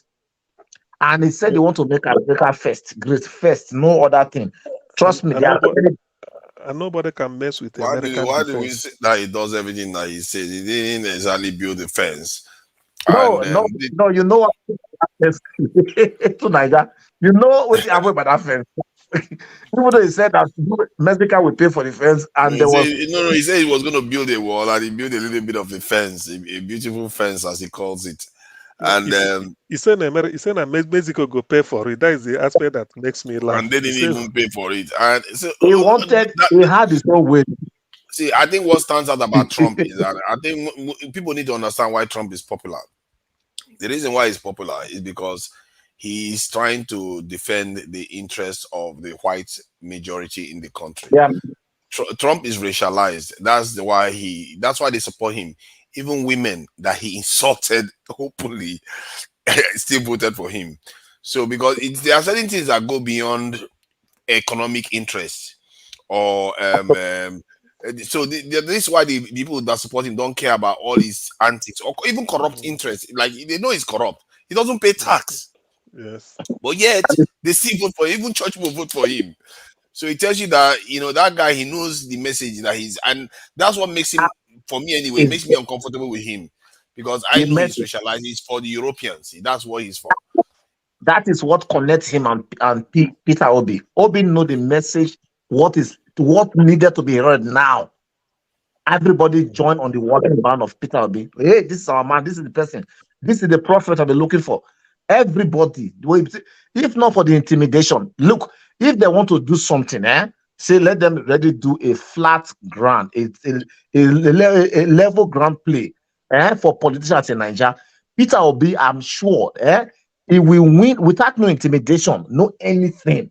90% of the entire country will go vote. They will give out to Peter Obi. You would look at even with the intimidation for Yoruba land. Yoruba look at the two things. They say, now this man, even the look, I beg, there is no way, there's no way. This thing, this will never conclude except Peter Obi is installed. It will never look to who look presidential, who talk presidential. You see, exactly. I wanted a man that will sort of help Nigeria in terms because our people are soft. The way we run government in Nigeria since I started following, it's not. Nigeria is run based on a personal basis. Na me, they in charge. I do what I like. Give my friends job.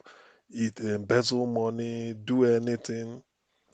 You want a person that will just come in, look at the entire country, use the talent, Nigerian talents all over the world. Use them to achieve your aim. Use them to lessen the suffering.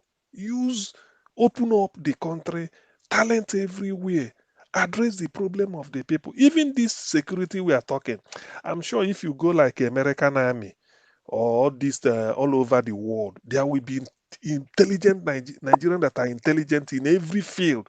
Bring them in. If they can fit into the military and IT, put them. Intelligence gathering, put them. This is what we want so that before something even happens, you forestall it. Our military will be effective all over the country, 24 hours non-stop. When you come, you know that you are dead. We now know why to clamp down on crime the way that it is happening. There are a lot of things. Police, well trained, responsive, increase their number everywhere you want, anywhere in the civil society, in everywhere. You see, all these things, it requires a leader who want to be really up and doing. But all these things require somebody who is not interested in stealing money. Because the moment you have the idea that you want to build your house in Dubai, build this, build that, you've got a divided attention. After 20 years of preparing, and he's still finding it difficult after a month and a half to get a cabinet. A cabinet. You spent 20 years to prepare, and you are still. They say it's a strategy. That's what do you know what really put me off of this government is how can you be borrowing money for SUV? No, you don't do that. The strategy, the only strategy, sorry to cut you, the only strategy that Bola Tinubu knows is how to meet, how to scam, how to what's it called? How to fake things. That's the only strategy he knows how to do. How to make things that, let me use that structure, how to make things that be not as though they were. So he's just a master in faking things. You understand? Okay, let me tell you, even with all the strategy, Peter Obi still won him. So tell me the essence of the strategy. Because of his track record of all this forgery and all those things. But look at how can a serious president coming to Nigeria be talking of borrow money, buy SUV? How can you be talking? We're talking of how to reduce. If you have a SUV bulletproof 10 or 5, keep only one. Sell the 4. We are looking for money. We are looking for money to invest in power, looking for money to upscale our security, looking for money to, what is it again? I mean, let's say these basic things. You are taking off how to buy SUV. And all those things is not from overseas. Why are they not going to Proforce to do this for them? Proforce in Nigeria can do these things. You see, I mean, it's like somebody will say, do these people really know what time is it in Nigeria? What people are talking about? You borrow money, you're talking of SUV to buy. Oh, no. You can't do that now. You can't. Tell me the justification for giving a senator more car. Tell me the justification for bring. The thing is that, to be honest with you, it will only take a leader who will expose all these loopholes. I mean, the consumption going on, for you to know that if you do manage even. By the way, I think in UK it's only the prime minister that uses official car. I think it's only the prime minister. Other minister, you either you join train or if you can't buy a car for you don't. But in Nigeria, a chairman, everybody official, SUV, bulletproof. For what? That For make what? the to become leader because it's too attractive. Even if like it's not because of your mind that you get now, you know say that in a big business for you. Once you enter now, they will give you money for wardrobe. They will give you money for that. Now you have direct access to the church the church account. Do So you the know? state Do you know account. the person where the ride Okada go do Okada from 6 in the morning till around 10 or 11. You see him park, you go buy pepper, 150 naira, the sun. You, the senator, is subsidized. They are giving it to you free. Is he supposed? Is he The rich supposed? Eh? getting it while the You poor go get it wait. other way. Eh? Is it possible? Supposed? In the UK here, they don't buy free pepper. If you want to buy pepper, you buy pepper. Not the way they talk that himself say you can't come to the Amen. UK to the house of government and eat. Say they'll come organize that is your food, or they will take you have to go for coffee. The person will No, pay. the thing is, anyway, well, let's pray that Peter Obi gets in. There are a lot of audit we have to do because there is money. There is money. Nigeria should not be this bankrupt. Cut the cost of governance, remove great money, put it to where it's needed, And strengthen them. Yes, just your people go come that your country come buy citizenship because they want to hide like this here. So that to uproot them, it go there hard. They go buy citizenship for a country, then they America, go run. now the same thing. America and Keyamo no buy house for Texas. Because they no say this guy where they come. Hey, this guy go look for where all the go use broom to the strip where all the day where is predator. Because he say, look, anybody who when they connect with my present administration, we go find you where you there. If the pass don't go, I don't go close my store, they pursue criminal. But if It's it true. Okay. happen, Oh yes. Oh yes. Peter Obi said it. In fact, the thing is, there are a lot of things we don't know that is happening. To be honest with you, that is my since conclusion. a There, day for the street of Dubai. Oh, you there, never know, there are a eh? lot. Zamfara good for the street of Dubai. Why government not Yes. account them as one of the natural resources we get for the country? I think. Some did they More. already I, th- book I think. I think more of the problem Peter Obi is facing is because he's not as corrupt as them. So they are thinking that if this man comes in and start this is austere way of putting eye everything, cutting this, cutting that, cutting this, it won't be easy for them because all these are. And he said it. He said if I'm not stealing, my wife is not stealing, my children, my family is not stealing, my friends around me are not stealing. You've cut corruption by 70%. It's gone down. Oh man, That make I go sleep. you know, I go see you on tomorrow. that that, Thank you. that guy Peter Obi na genius, eh? He be like He person knows who what. they get more degree in Nigerian politics. He know where the corruption day, he know where they start from. He know You know. that is why he trained himself before he reached there. So he was bold enough. Do you know what you are saying? A Nigerian politician to say, if you find anything on me during the heat of the Yeah. campaign, I will stop campaigning. Yeah. When he said that No. thing, I said, my God, they wait for the next 2 days for Keyamo to come and say, this is the man who said that if you find anything on him, this and that. Nothing. For where? Verify. Nobody defeat the come with it. It's still not going to verify. God was to turn on their flesh. They were looking for every verification to be made as asserting to corruption so that they would bring that from his face. He's so sure now. He knows. EFCC know the disturber because he doesn't. Peter Obi, his record is that he did not borrow even one kobo from anywhere. Yet he did all he did for Anambra and still saved money and keep. What else do you want from a governor? So at least that shows he's honest.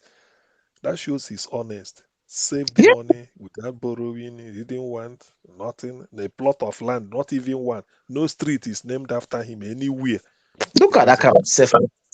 No, it's true. But You know, when I don't go take one of the longest streets in Enugu, where they named after British people, change it to in name. change Ike Kweremada Avenue. They buy houses everywhere. Peter no get. There's no street in Anambra anywhere named Peter Obi Street or a plot of land. But now say he be get. No need them. He said this for. He said he came to serve Anambra. After serving, he go put everything down, going away, and that is what he did. Very clean. Right. So if we take it to federal, to be honest with you, he go hard. It was Peter Obi that said people they complain. He say people complain. Say they allow people. He do it too tight hand. They bring this thing. He say people are not happy with him.